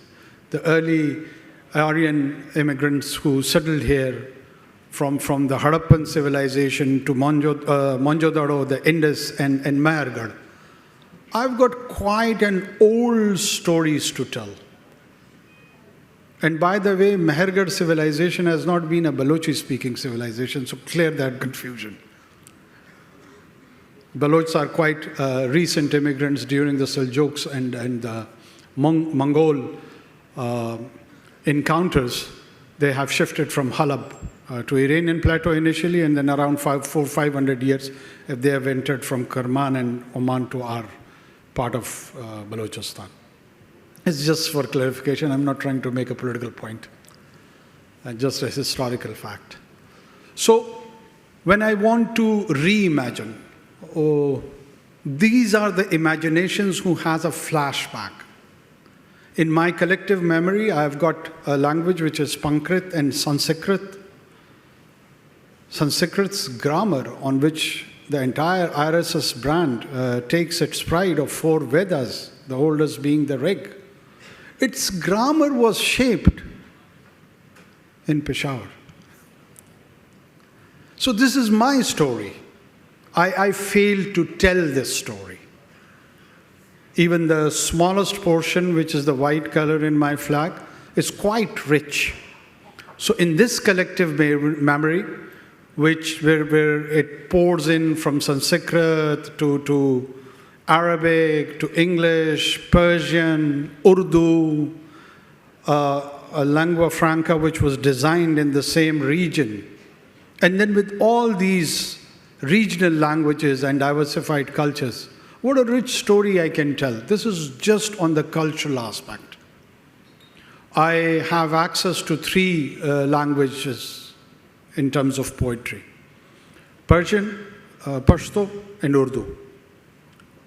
I can vouch for that we have got such rich people like Goethe in the West or Shakespeare on the English Channel. But we have not taken them and presented ourselves on the global scale and at the national scale also.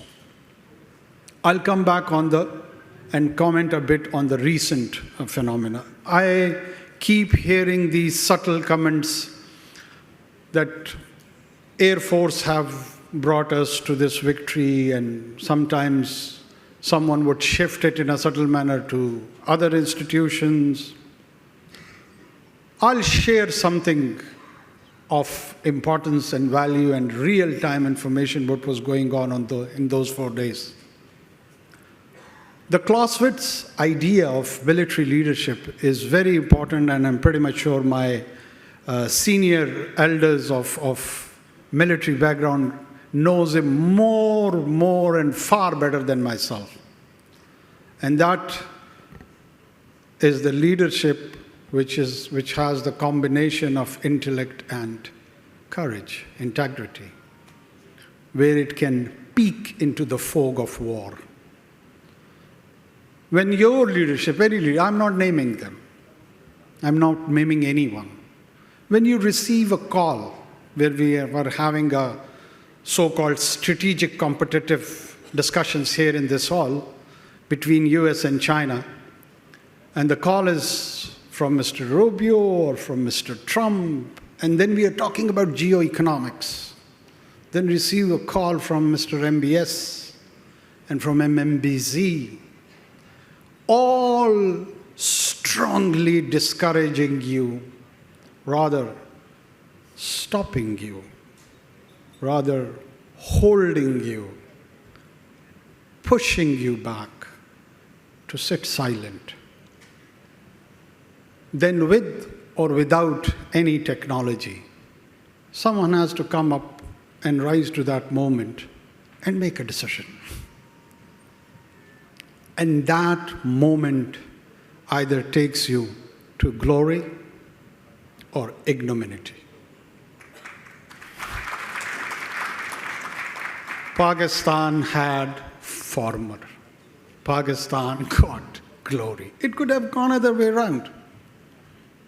It could have definitely have gone other way around. But alhamdulillah, it didn't. Can we transform and translate this into economic dividend? Is it the job of government, state, armed forces, civil bureaucracy, private sector? Who has to do that? It's a collective responsibility, in my opinion.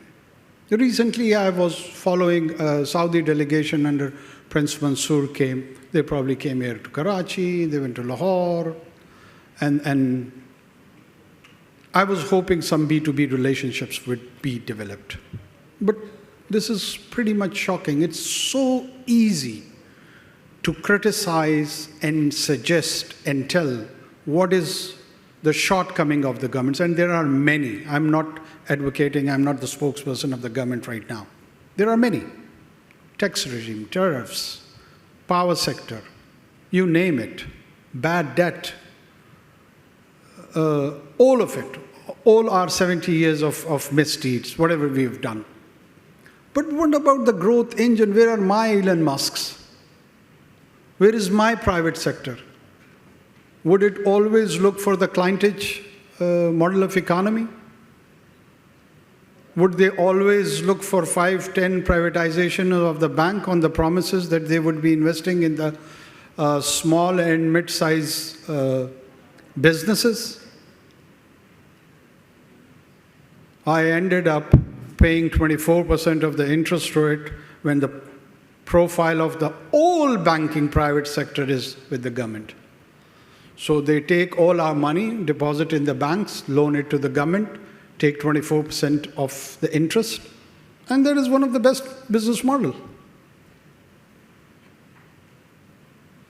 Are we heading towards those sorts of models?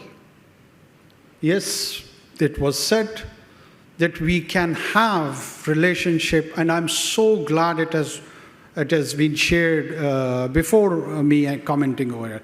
I would be quizzed and asked so many times with this question that, are we going to choose China or US? And I would always reply back, when are they going to war? Whenever they go for a hot pursuit and war, then I'm going to decide which side I have to take. And the most consequential relationship which Pakistan and any country needs to understand is this strategic competition between China and US. Is it a mutually assured economic destruction or a physical destruction? Would it happen? If we and Indians are so smart that we de-escalated after 4 days, who on earth is suggesting that the Beijing and Washington have gone surreal and they are at the height of idiocy, that they would destroy the entire planet? Have they created these empires for enjoyment and to dwell here? They are looking for the longevity of life between 100 and 150 years and then probably 300 years. Or they would exchange the nukes to destroy everything. It's a matter of common sense that they're not going to do that. Even the economics.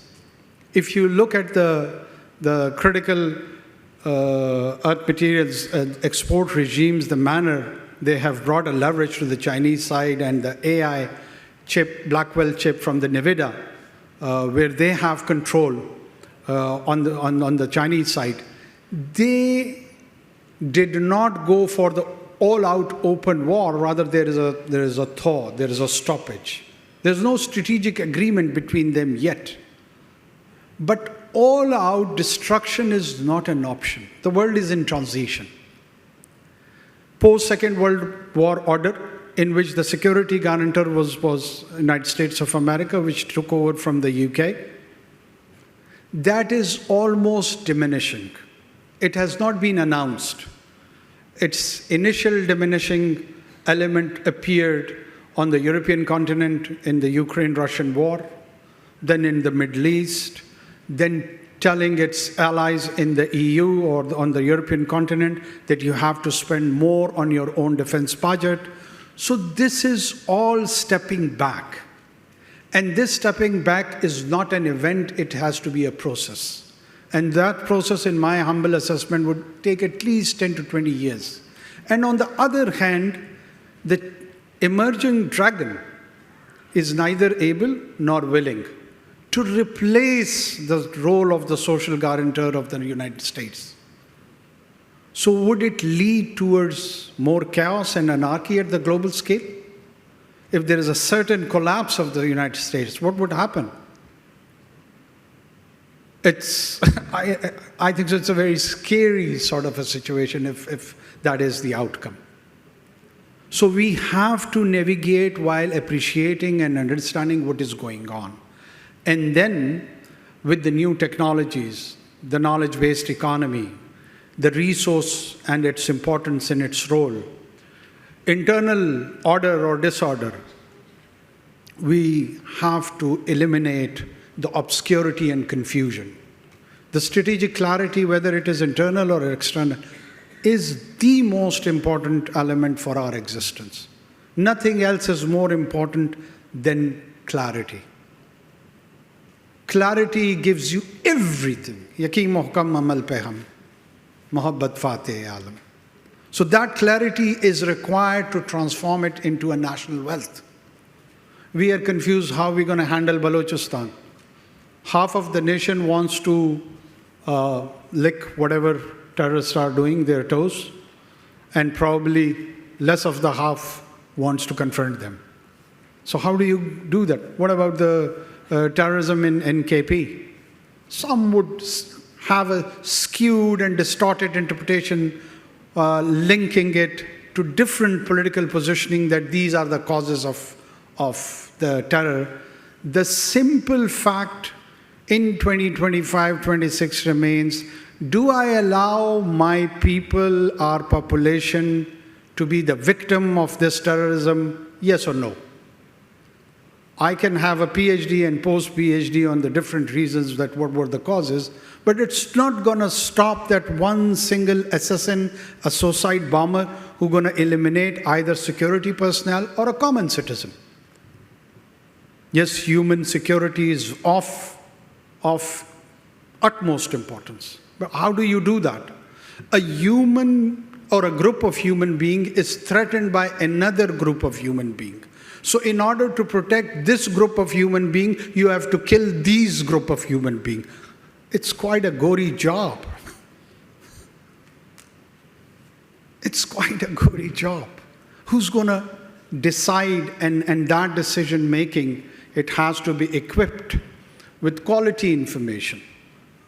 It has to be equipped morally and intellectually with the best of the best available model to the mankind.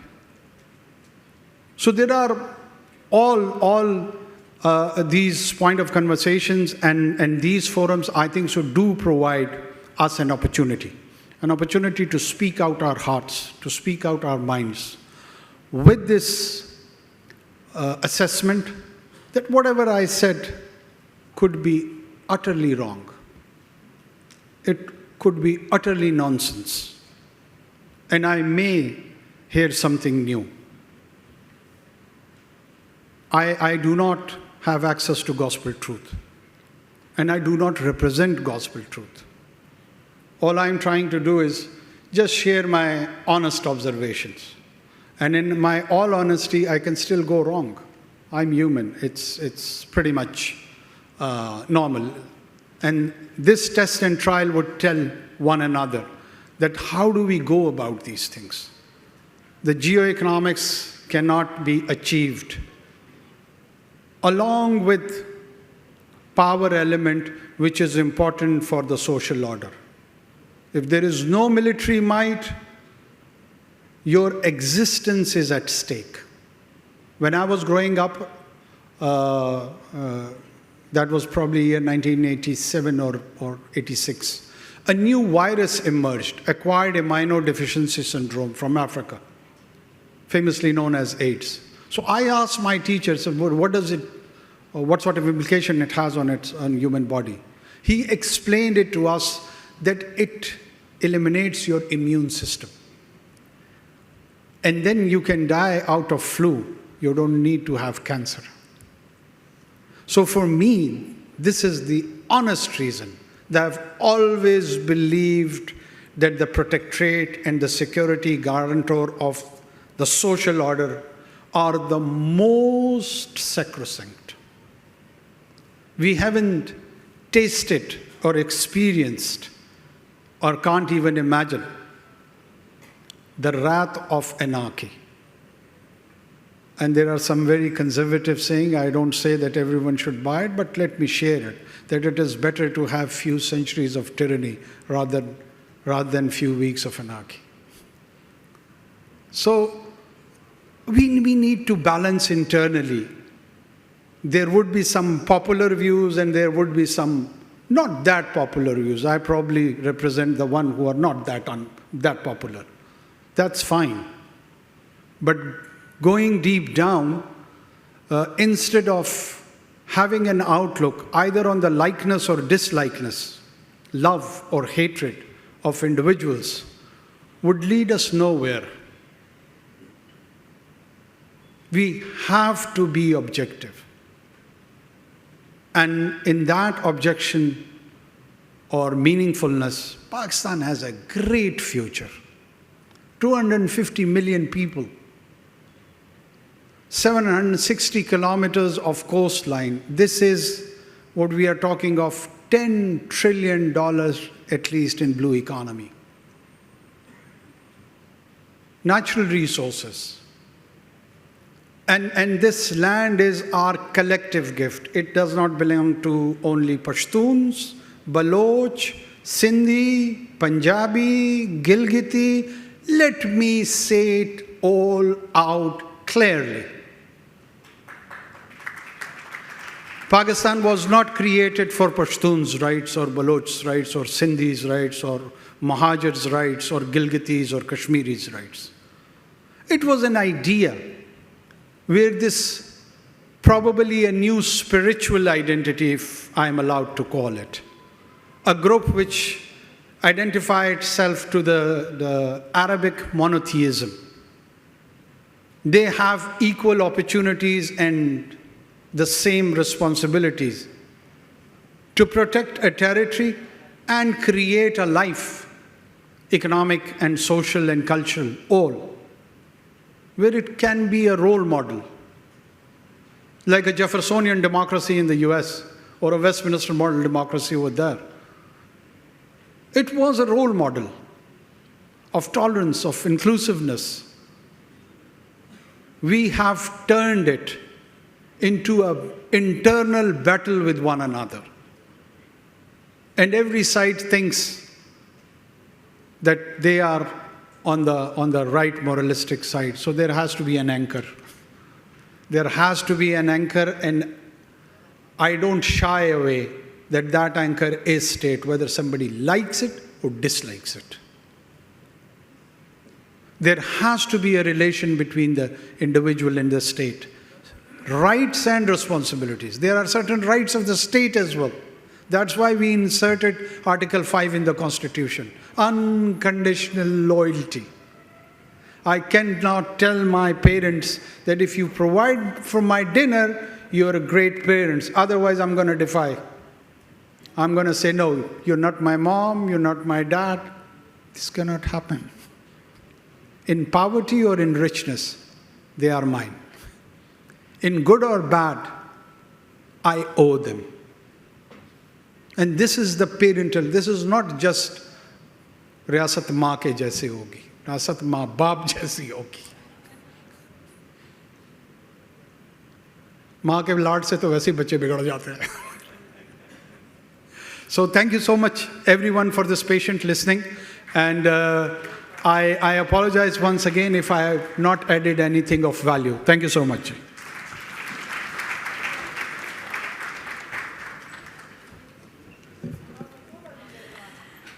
Thank you very much, Senator Kakar Saab, for underscoring the importance of astute and visionary leadership and navigating the complexities of our time.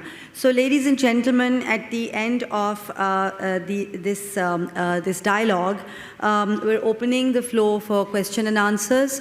You may go ahead with your questions from the worthy speakers. My request, please be to the point, direct. Don't make the questions too lengthy so that more people get an opportunity to ask. And also, please mention your name and your organization before you ask the question. Sir.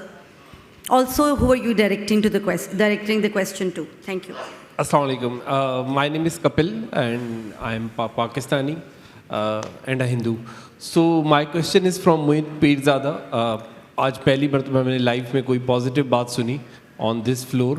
मोहित पीरज़ादा साहब ने कहा कि जी पूरे Indians जितने भी under 40 हैं उनको हम वीज़ा दे दें और पाकिस्तान को एक्सप्लोर करें. So I have been to India more than 4 times. और लास्ट टाइम जब मैं इंडिया गया था तो वहाँ पर मैं ट्रेन में ट्रैवल कर रहा था तो I was sharing Apple with a girl और उससे बात हो रही थी. तो इतने में मैंने उन्हें बताया आई एम फ्रॉम कोयटा कि I am from Islamic university. So she said, you are from Pakistan? I said, yes. Oh, terrorist. Where is your beard? और मैंने कहा बहन आहिस्ता मुझे उठा लेंगे मैं वीज़ा लेके आया हूँ. तो फिर मुझे उसको एक्सप्लेन करना पड़ा कि पाकिस्तान में सब टेररिस्ट नहीं होते. सो क्या हम ये पॉजिटिव पिक्चर एक लार्ज स्क्रीन पे नहीं दिखा सकते?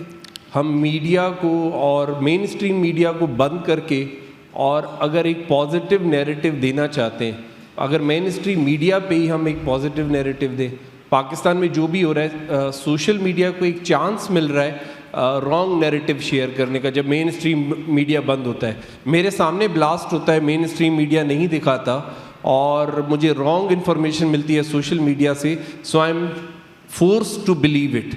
अगर मुझे मेन स्ट्रीम मीडिया सही न्यूज़ दे दे तो मैं सोशल मीडिया न्यूज़ को बिलीव नहीं करूँगा. तो मुझे लगता है जो पिछले पास्ट 2 सालों में हमने मेन स्ट्रीम मीडिया को किसी तरह होल्ड किया है तो वो एक बैड नैरेटिव क्रिएट करने का एक और अदर रास्ता बन चुका है क्योंकि हम सोशल मीडिया को भी कंट्रोल नहीं कर पा रहे. तो क्या ये नैरेटिव की जंग मेरी जनरेशन और मेरे बाद वाली जनरेशन भी देखती रहेगी और हमेशा मुझे प्रूव करना पड़ेगा कि I am a true Pakistani, Pakistan में सब ठीक होता है और मुझे दोनों क्रॉस बॉर्डर क्योंकि मैं दोनों साइड्स पे जाता रहा हूँ, ये पूछा जाता है कि आर यू अ टेररिस्ट, फिर यहाँ पूछा जाता है आर यू अ पाकिस्तानी. मुझे कब तक एक्सप्लेन करना पड़ेगा? कपिल साहब ये डॉक्टर मोहित यूसुफ हैं. सॉरी मोहित पीरज़ादा नहीं है. Sorry sir.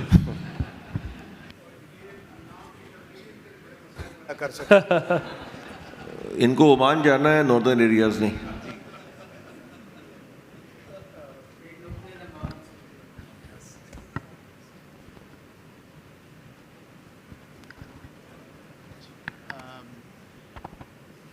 Ji thank you for that important clarification. अच्छा देखें, बात ये है कि ये जो है ना द प्रेफरेंस फॉर कंट्रोल ये डिवॉइड नहीं हो सकती from the reality around you. Social media is not going to be controlled for the next 50 years. Nobody can. Manoeuvre हो सकता है, मैनिपुलेट हो सकता है, कंट्रोल नहीं हो सकता. You cannot ask people to believe this और दैट. ठीक. सो एक तो ये है. दूसरा है कि जिस मेन स्ट्रीम मीडिया की आप बात कर रहे हैं वहाँ एक फंडामेंटल प्रॉब्लम है पाकिस्तान का. वो मीडिया आपसे बात कर रहा है तो आपको तो कन्विंस नहीं करना. Do we have any influence globally through our media? Do we have any ingress? Do we have Fareed Zakaria? Do we have Mehdi Hassan? Do we have those people? Have we nurtured those people? Do we allow those people? So ये तो बात तो बार वाले से करनी है. यहाँ मुझे और आपको बता के तो so mainstream media won't be able to do this. ये डिजिटल मीडिया की स्पेस और एरा है, उसी में आपको रहना होगा. Talking to the world is a skill. It's not something that you can just get up and do. International media pe, it is not about scoring points by saying I'm the best and you're not, or we are not good at that. So एक तो ये. दूसरी चीज़ ये है कि हम जो भी कर लें खुद बोल के, it will not convince the world. You have to let people see who you are. तो 2 बड़ी simple specific चीज़ें हैं, इसमें कोई rocket science नहीं है.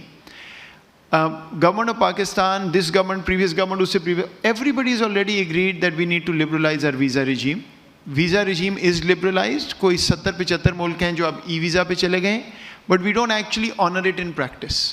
आप वो करना शुरू करें, लोग आके देखेंगे एंड उनको खुद समझ आ जाएगी. मतलब आपके पास एक गोल्ड माइन है और आप वो छुपा के बैठे हुए हैं. अगर तो मसला हो तो फिर समझ आए. So that's one thing. The other thing is very simple as well. Take your art, culture, Coke Studio, cuisine, and go to the New York Museum, go to Paris, go to London. Just keep doing. यार मैं उधर बात कर रहा हूँ, आप मेरा भाई थोड़ा सा इधर हो. नहीं, आपको कह रहा था. Sorry, I couldn't see you. मेरा भाई थोड़ा सा बात करने में अच्छा नहीं लगता. So just take your strength to the world. Pakistan का आर्ट, कल्चर, म्यूजिक अगर आप दुनिया को दिखा देंगे. अभी there was somebody in Morocco that I know who was traveling, तो उससे मैंने पूछा तो उसने कहा वो लैंग्वेज का बड़ा इशू था, बात नहीं होती, लेकिन जिस टैक्सी में मैं बैठती थी they would say from where, तो उन्होंने कहा पाकिस्तान, तो वो 2 सेकंड बाद कहते थे हाँ Coke studio. Value who you are and people will see.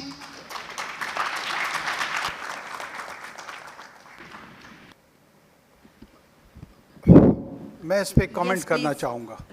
जी. देखिए डॉक्टर साहब ने बहुत खूबसूरत बात की है. मैं समझता हूँ कि हमें इंडियन ऑब्सेस्ड नहीं होना चाहिए. एक तो मतलब मैंने क्यों इंडियन को ये साबित कराना है कि मेरी बियर्ड नहीं है, दाढ़ी नहीं है, मैं टेररिस्ट नहीं हूँ. उसने कभी ये कोशिश की है कि वो हिंदुत्व का मेंबर नहीं है, वो आरएसएस का मेंबर नहीं है. कभी वो एक्सप्लेनेशंस देते हैं, कभी उनकी कन्वर्सेशन में ये आता है, कभी उन्होंने ये कहा है कि हम इनके लिए रजीम ओपन कर देते हैं. इतने रेडिकल लोग हैं, हमारी खूबसूरत सा ताजमहल देखेंगे, हिंदुस्तान के तूल अर्द में घूमेंगे, ये ठीक हो जाएंगे. ये नफ्सियाती प्रॉब्लम मेरा है.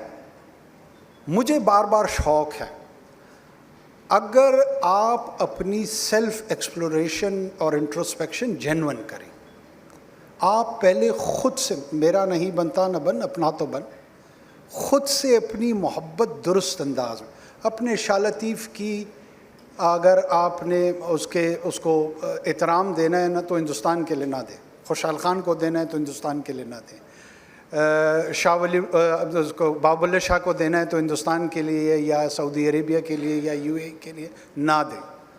आप अपने आप में खुद ही दिलचस्पी नहीं रखते.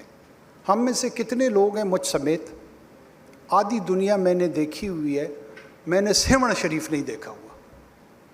हम एक दूसरे को जानते हैं, बड़ी बड़ी कॉन्फ्रेंसेस में हमने बड़ी बड़ी गुफ्तगू शुरू की है. कभी हम इन कोक स्टूडियोज़ को मीरपुर ख़ास लेके गए, तुरबत लेके गए, गिलगित लेके गए. हम सारे अर्बन सेंटर्ड के लोग हैं. हमें इस्लामाबाद से कराची, कराची से लाहौर और कोयटा का सफ़र, और फिर न्यूयॉर्क, फिर दिल्ली, फिर बीजिंग. अपना जो रूरल और पेरिफेरी पाकिस्तान है, इसमें हमारी 2% दिलचस्पी नहीं है. और 78% of the population resides there. अगर आप, मैं या हम तमाम लोग जेन्युइन हैं, तो हमारा एक रोड ट्रिप तो इंटरनल पाकिस्तान का हो. हम जाएं ना सड़क से, जब हमें BLA वाले रोकेंगे तो फिर हमें पता लगेगा यार ये तो बहुत बड़ा चैलेंज है, ये सड़क की वजह से और महरूमी की वजह से नहीं, इनका कोई इलाज होना चाहिए. हम जाते ही नहीं, हमें पता ही नहीं है. हमने सिर्फ ट्रैवल करके बाहर जाना है और सरीना होटल में 2 रातें गुजार के वापस आ जाना है. सो दुनिया ने अपना कल्चर कैसे, क्या किसी दुश्मनी में शो किया है? अगर उन्होंने किसी दुश्मनी में शो किया, हम भी उस मॉडल में चल पड़ते हैं. लोग अपनी तलाश खुद करते हैं. दे सर्च देयर ओन सोल्स. मैं आज जो कुछ हूँ, मैंने अपनी इंटरनल और एक्सटर्नल जर्नी की है ना. मैंने अपने किसी क्लास फेलो से या उसकी ज़िद में यहाँ तक नहीं पहुँचा हूँ. ज़िद तो एक नेगेटिव एनर्जी है. पॉजिटिव एनर्जी में क्यों नहीं जाते हम? जब पॉजिटिव एनर्जी में जाएंगे, हम अपने बच्चों को स्पेनिश और फ्रेंच आजकल सिखाना चाहते हैं, बलूची, ब्रावी, सिंधी तो नहीं सिखा रहे. सो अपनी डाइवर्सिफिकेशन, इसमें कोई शक नहीं. मैं खुद उन्हीं के साथ ये एग्री करती हूँ कि हमारे पास बहुत रिच डाइवर्सिफाइड कल्चर है. म्यूज़िक है, ड्रामा है. हमारी मुसीबत देखिए, हिंदुस्तान की फिल्म ने तरक्की शुरू की इस माइंडसेट की वजह से. हमारा स्ट्रेंथ ड्रामे में था, हमने उसे अबेंडन करके लाहौर में जो है ना फिल्में बनानी शुरू कर दी. कवा चला हंस की चाल. जिस चीज़ में आपकी स्ट्रेंथ है उस पर आप फोकस ही नहीं करते. आज अगर वो ड्रामा उसी तरह प्रोग्रेस कर रहा होता, इवॉल्व हो रहा होता, तो चौधरी अशमत का जो वारिस था और खुदा की बस्ती थी, जिस पे आज भी हम प्राइड लेते हैं, और ख़ासकर इस शहर कराची ने उसमें बहुत कंट्रीब्यूट किया है. وہ سفر رک گیا. اب نئے سرے سے ہم کنفیوز ہو کے ڈھونڈ رہے ہیں, سرا نہیں مل رہا. تھینک یو جی. Thank you. جی پلیز. میرا نام عدنان حسن ہے. میں پازیٹیو انرجی کی جو بات آپ کر رہے تھے اس پہ ذرا پک اپ کرنا چاہ رہا تھا. ایک سوال تھا, اور سوال سے پہلے میں صرف یہ کہنا چاہ رہا تھا کہ میرے بھائی Asfar and Rabia and all these, یہ سب کے لیے انہوں نے تالیاں بجوائی ہیں. تو can you all join me in taking a clip for what a great event Dev done. There's in our neighborhood we have signed a mutual accord with an important neighbor of ours, which is Saudi Arabia. The topic of that has not come up in our conversation about strategic shifts, strategic importance. And two words that have also not come up are the Abraham Accords. Does somebody want to comment on what the implications are for the mutual agreement that we've signed with the Kingdom of Saudi Arabia, and what that might mean down the road for us interpreting and taking a position on the Abraham Accords? Thank you. Who would dare? Shall I? میں politician ہوں نا, اس لیے مجھے یہ پنگا لینے میں کوئی issue نہیں ہوتا ہے. باقی لوگ ذرا محتاط ہوتے ہیں. دیکھیں, we have got a hate and love relationship with United States of America, with the state of Israel, sometime with the former Soviet Union or socialist bloc, and we are carrying on with that flow of hate and love at the same time. India, of course, is another area, Afghanistan, neighborhood. یہ تمام relationships ہمارے لو and heat کے چل رہے ہوتے ہیں. اسی back ground میں یہ اشارہ میں نے کیا کہ there is a transitional world from bipolar, multipolar, unipolar, اور پھر وہ ملٹی پولر کی طرف جا رہا ہے. اس پورے سفر کے دوران ابراہیم ایکارڈ سے پہلے یہ ضروری ہے کہ ہم یہ انڈرسٹینڈ کریں کہ اسٹیٹ آف اسرائیل کا وجود کیسے آیا. آئی ایم شیور بہت سارے دوستوں کو پتہ ہے کہ Herzl was Zionist, and by the way he was more or less an atheist. So the idea of Zionism had got nothing to do with the religion of Judaism. Judaic traditions ke saath uska koi taluk nahi hai. Or Zionists once even contemplated that they will find a place somewhere near Argentine and they would create an Israel over there. But the wise one amongst them suggested that no, jo religious fervor hai, promised land کا idea ہے, they will not be motivated to move towards Argentine. So we have to stick to the idea of the land of Palestine. So they brought and they created a state. It's a long story. I don't want to go into a history lesson. Brought almost the entire Jewish diaspora from across the globe. Recreated Hebrew language. Recreated its grammar. It was an extinct language. State of Israel نے اس کو modern grammar بھی design کر لی ہے, vocabulary بھی دے دی ہے, and state and institution building mechanism miraculously transform ہوا. This, whether you hate them or you love them, you have to understand this reality. اس میں 3 عرب wars ہوئی ان کے ساتھ, اور ان تینوں میں ہم ایک پہ ابھی بڑا کانفیڈنٹ اور بڑا اترانا لفظ غلط ہوگا, اس پہ ہم افتخار کر رہے ہیں. تو ان کے متعلق سوچیں, وہ 3 جیتے ہیں, and with the more powerful numerically superior neighbour. پھر اس ٹرانزیشن میں ایک بہت اسٹرانچ اور ریڈیکل ویو تھا کہ جی ہم اس کے وجود کو تسلیم نہیں کرتے, یہ ناپاک ہے. ہم ساروں نے یاسر عرفات کے رومال گلے کے ارد گرد لٹکاتے ہوئے پلے بڑے ہیں. آپ بھی شاید اسی جنریشن سے, میں بھی اسی جنریشن سے. ہمارا ہیرو یاسر تھا. پھر اس ہیرو کو ہم نے ان کے ساتھ سائن کرتے ہوئے ایک ایگریمنٹ پہ بھی دیکھا ہے. یہ بھی ریالٹی ہے. ابراہیم اکارڈ تو بعد میں آئے گا نا, ذرا ہسٹری تازہ ہو جائے. ریال پولیٹک میں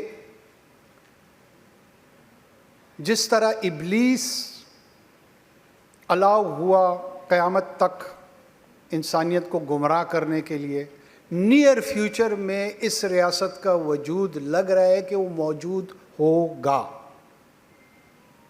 اگر کسی کے پاس یہ آپشن ہے کہ اس کی ایلیمینیشن فزیکل, ملٹریلی, سوشلی ہو سکتی ہے تو پلیز مجھے بھی ضرور انفارم کرے.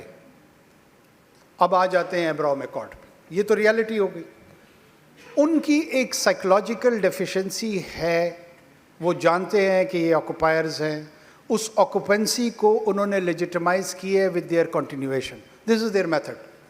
ان کے ذہنوں میں یہ ہے کہ یہ 100 سال رہے گا, 2 رہے گا, 1000 ملینیا رہے گا. اس کنٹینیویشن سے لیجیٹمیسی ملتی ہے. سو فوکس اسی پہ رکھو کہ اپنی پریزنس اور آکوپیشن جو ہے نا, اس کا تسلسل نہ ٹوٹے.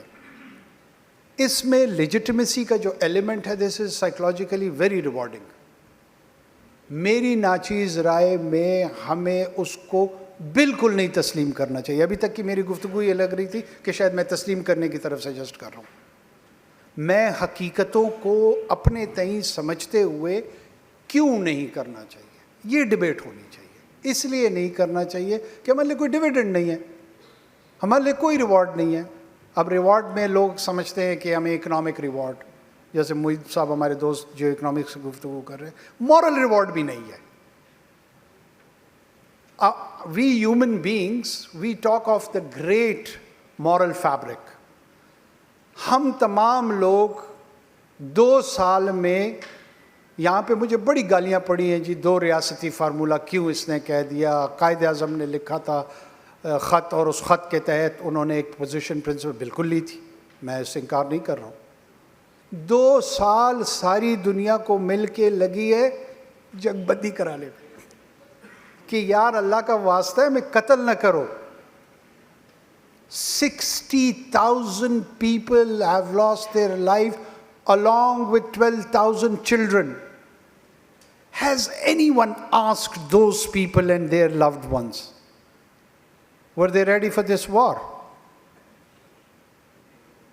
ہم یہاں سارے تماشا لگا کے لاشوں کے تماشبین بیٹھے ہوئے ہیں, اور ہمیں ابراہمک ایکارڈ پر ان کی فیٹ پہ, ان بچوں کی زندگیاں جو انہوں نے دی ہیں. میں ان کا باپ نہیں ہوں, میرا ایک بیٹا ہے, میری روح کانپ جاتی ہے جب میں تصور کرتا ہوں کہ اس کی جان کو کوئی خطرہ ہوگا. سارے بیٹھے ہوئے ہیں یہاں پر ایموشنلزم لگا کے کہ جی اسرائیل کو تسلیم کر رہے ہیں, اور جتنے مسلمان ایک ہیں وہ سارے کے سارے تقریباً 19-20 میں ایک جیسے ہی ہیں. لیکن جو پہلا کوشچن یا پہلی پرائیورٹی, وہ تو وہ لوگ ہیں. ان سے کسی نے پوچھا, جھونک دیے ان کو جنگ میں. میں ایک بار اپنی بات, sorry if I am sounding emotional, ہمارے ہاں جب بھی کم حمیتی کا کوئی کام ہم نے کرنا ہونا تو ہم صلح حدیبیہ کی طرف ریفر کر دیتے ہیں. یہ میں نے عموماً اپنے رویوں میں پایا ہے. ریسنٹلی ایک کتاب آئی ہے, محمد دی واریر پروفٹ. اس نے میری کھڑکیاں کھول دی. جن صاحب آپ کی نظر, اور پہلی مرتبہ مجھے کانٹیکٹ سمجھ آئی ہے کہ صلح حدیبیہ کیا تھی. ورنہ جب بھی کوئی کم حمیتی کا کام کرنا ہو تو ہم صلح حدیبیہ کو آگے کر دیتے ہیں. صلح حدیبیہ, Muhammad became a formidable challenge in the town of Medina. NATO alliance between pagans of Makkah and Jews of Khaybar was that if he attacks one of us, the second party would raid Medina. So that was the nuclear deterrence, that would stop him. پتا تھا کہ اگر میں مکہ کو advance کرنے کی کوشش کروں گا, جیوز آ کے مدینہ قبضہ کر لیں گے, خیبر کی طرف جاؤں گا یہ کر لیں گے. So he started a journey towards Makkah with quite ambiguous and obscure intentions. وہ ریسٹ آف دا اسٹوری ہمیں پتہ ہے کہ پرائما فیشی بڑے ایسی کلازز رکھی گئیں جو انتہائی انفیوریبل اور ہیوملیٹنگ تھی. He agreed. He inserted one clause from his side, that if I am in conflict with anyone in Arabia, he will stay neutral. Unka theek.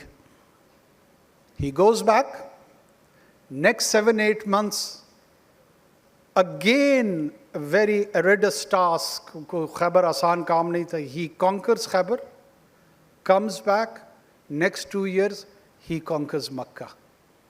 So this is the winning strategy.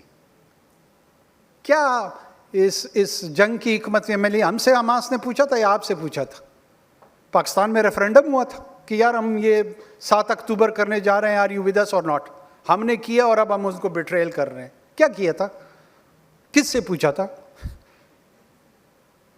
کیا وہ کسی نبی کی military strategy تھی یا Hamas کی تھی, which is a human military strategy? General Haider بہت اچھے اسٹریٹجسٹ ہوں گے, لیکن ہو سکتا ہے کہیں پہ غلطی بھی ہو جائے. کیا یہ غلطی کا گمان ہے یا نہیں ہے؟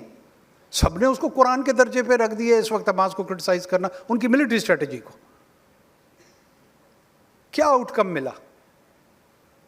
2 ریاستی حل ہم پہ اعتراض یعنی پاکستان یا باقیوں پہ ہو رہا تھا, اب انہوں نے کہنا شروع کر دیا اسٹیٹ آف اسرائیل نے کہ ہم نہیں مانتے, there is only one state and that is Israel. This has started from Oslo. So I am not for it, لیکن اپنی آنکھیں کھولنے کے لیے بھی اس میں بڑے اسباق ہیں, وہ دیکھتے ہوئے, سمجھتے ہوئے, سیکھتے ہوئے آگے بڑھنا چاہیے. Thank you. General Moinuddin, please. General Moin, go ahead. میرا سوال ہندوستان سے تعلقات کے بارے میں ہے. جن کنڈیشنز میں پارٹیشن ہوا, فسادات ہوئے, ہندوؤں نے سمجھا بھارت ماتا کو تقسیم کر دیا گیا ہے, اس کے ساتھ ہی کشمیر کا مسئلہ بھی کھڑا ہو گیا. لیکن ان سب باتوں کے باوجود بھی انڈیا پاکستان میں ڈائلاگ کا سلسلہ جاری رہا. لیاقت نہرو پیکٹ ہوا, اور اس کے بعد ایوب خان کے زمانے میں انڈس بیسن کا پیکٹ ہوا. ان تمام, حالانکہ ہم نے کشمیر میں جنگ بھی کی تھی, یونائٹڈ نیشن میں بھی جنگ لڑ رہے تھے. تو میرے کہنے کا مقصد یہ کہ 65 تک آنا جانا ہندوستان پاکستان میں آسان تھا. ان کی فلمیں, رسائل, اخبار سب پاکستان میں آتے تھے. پیپل ٹو پیپل کانٹیکٹ بھی تھا. I am heading Fatimid Foundation. میں نے دلیپ کمار صاحب کو انوائٹ کیا فنڈ ریزنگ کے, وہ آ گئے. شبانہ اعظمی کو کیا, ان کے جاوید صاحب شاعر جو ہیں وہ بھی ساتھ آئے, ان کے فادر کیفے اعظمی بھی ساتھ آئے. اور اس کے بعد کچھ ہندوستان کے وزیر ایسے آئے جو پاکستان سے تعلقات کو بہتر بنانا چاہتے تھے. گجرال صاحب تھے, اور تھے ڈاکٹرین, آپ نے قبل معلوم ہی ہوگا. اس کے بعد واجپئی صاحب آئے. He belongs to this party, B J P. اور انہوں نے مینار پاکستان میں کھڑا ہو کر کہا کہ ہم پاکستان کے وجہ کو تسلیم کرتے ہیں. ساتھ ہی انہوں نے یہ کہا کہ بھارت کی تقسیم کا ایک زخم ہمارے سینے پہ لگا ہوا ہے. حالانکہ زخم بھر چکا ہے, لیکن جب اس کو کبھی نظر پڑتی ہے تو یاد آتا ہے کہ ہمارا ملک تقسیم ہوا. بٹ ہی اس نے تسلیم کیا. اس نے بارڈر کھولنے کی بات بھی کی, ویزا کی بات بھی کی, ٹریڈ کی بات بھی کی, اچھے تعلقات کی بات بھی کی. میرے خیال سے آپ بہتر بتا سکیں گے کہ ہمارے خیال سے ایک نئے دور کا آغاز نظر آتا تھا کہ انسپائٹ آف کشمیر ہوگا, اس کو بھی حل کریں گے, کمپوزٹ ڈائلاگ کے تھرو حل کریں گے. لیکن کارگل نے میرے خیال میں اس پروسیس کو جو تھا وہ روک دیا یا سلو ڈاؤن کر دیا. اور لوگوں نے کہا آپ تو جا کے پاکستان کے ساتھ ہاتھ ملا رہے تھے, تو یہاں حملہ ہو گیا ہے. تو دیٹ واز اے ٹریجڈی ان مائی. تو یہ اس وقت جو صورتحال ہے, یہ مودی صاحب کی جو پرسنل تھاٹ ہے, جو ٹرائنگل ہے مودی, امیت اینڈ اجے ڈوبل, ان کے جو خیالات ہیں وہ کافی امپوز کرتے ہیں اور کافی اس پر ان کے اثر انداز ہوئے ہیں ان کی لیڈرشپ پہ. لیکن یہ ہمیشہ تو اس طرح نہیں رہے گا. یہاں مودی صاحب کو بھی جانا ہوگا, جائیں گے وہ. کوئی نیا آدمی آئے گا, وہ بھی سوچے گا جھگڑا کب تک, ہم آگے نہیں بڑھ سکتے. تو ہمیں امید رکھنی چاہیے کہ ہندوستان سے, جس طرح آپ نے کہا, یہ بہت ضروری ہے کہ اس بارڈر کو بھی کھولا جائے, ٹریڈ بھی کیا جائے, پیپل ٹو پیپل کانٹیکٹ بھی کیے جائیں, اور ہم کو پوری کوشش کر کے اس کو پروسیس کو آگے بڑھانا چاہیے. کوئی کمنٹ کرنا چاہے تو اعزاز چودھری صاحب کر سکتے ہیں. اور اس کے بعد میں بھی کروں گا. آپ کے سینئر ہیں, آپ کچھ نہ کہیں. جی سر، اس پہ آپ کی بات صحیح ہے کہ بہت سوچ بچار پاکستان میں جاری رہی کہ 78 سالوں میں ایسا کیا ہو گیا کہ یہ دو ملک آپس میں اچھے ہمسایوں کی طرح نہیں رہ سکے، جبکہ دنیا میں اور بہت سارے دشمن ملک ایک دوسرے کے ساتھ ایک پرامن بقائے باہمی لے گئے، پیسفل کو ایگزسٹنس، ہم نہیں کر سکے۔ تو میرا یہ خیال ہے سر کہ پانی پلوں کے اندر سے نیچے سے بہت بہہ گیا۔ کچھ تو ایسی وجوہات ہیں جو واجپئی صاحب کے ادھر آ جانے سے بھی ختم نہیں ہوئی تھیں۔ ایک تو میوچول مسٹرسٹ تھا جو بڑا پرانا چلا آ رہا تھا 1947 سے پہلے کا، کہ ہمارا یہ ملک تھا، اگر یہ یونائٹڈ انڈیا ہوتا تو ہم کتنے جو عظیم ملک بن سکتے تھے، اور پاکستان نے بیچ میں آ کے اس ملک کو توڑ دیا اور وہ ایک قسم کا مدر انڈیا جو ہے وہ ویویسیکٹ ہو گئی۔ ایک تو وہ چل رہا تھا اور وہ ابھی بھی چل رہا ہے۔ پھر سر یہ ہوا بیچ میں کہ یہ جب کشمیر کا مسئلہ تھا، وہ بھی آپ کو پتہ ہے کہ کشمیر تو ویلی 93% مسلمان تھے، 77% باقی پورا کشمیر تھا۔ ایک پوری بھیانک سازش سے اس کو لیا گیا۔ میں نے اس پہ ایک بہت چیپٹرز بھی لکھے ہیں، کتاب کے اندر پوری تفصیل لکھی ہے، اور خود سے نہیں، سارے السٹر لیمب سے، اسٹینلی وولفرڈ سے، ایم جے اکبر سے، اے جی نورانی، سب نے اس کو بتایا ہے کہ کس طریقے سے یہ نہرو اور پٹیل نے سازش کر کے پاکستان سے لیا گیا، اور وہ بھی آج تک ایک سلگتا زخم ہے، وہ زخم بھرا نہیں ہے۔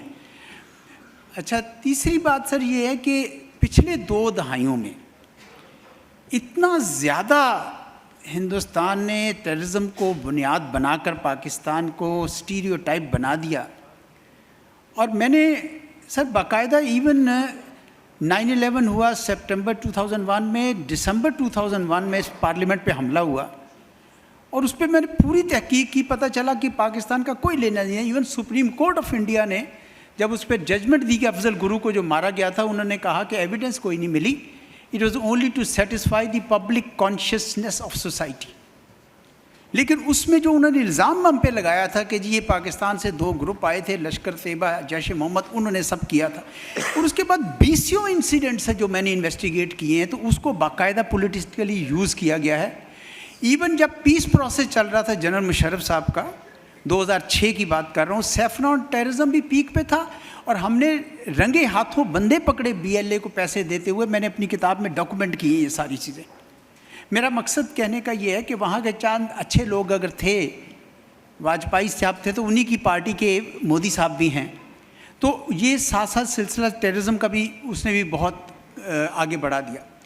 اور جو آخری سر جو وجہ ہے جو میرا خیال میں ہم نے بڑی دیر سے زیادہ جانی اس کے اوپر، وہ ہے کہ جو India's quest for regional dominance, اس کی وجہ سے ہندوستان کے اندر، بھارت کے اندر وہ آ ہی نہیں سکا ایک بڑا دل، بڑا ملک ہے، چھوٹا دل رہا، تو اس کا کسی نیبر کے ساتھ بھی نہیں بن سکا، صرف پاکستان کی بات نہیں ہے، اور وہ کسی کو بھی ساتھ نہیں لے کر چل سکے۔ میں بنگلہ دیش شیخ حسینہ کے دور میں گیا تھا، میں نے دیکھا تھا کہ کس قسم کی گھٹن وہاں پہ پیدا کی ہوئی تھی انہوں نے، اس وقت تو بڑی دوستی تھی، ہر وزارت میں ان کے بندے بیٹھے ہوئے تھے، اور میں نے گھٹن دیکھی، اور پھر اس کے بعد بھی گیا میں بنگلہ دیش میں دیکھنے کے لیے۔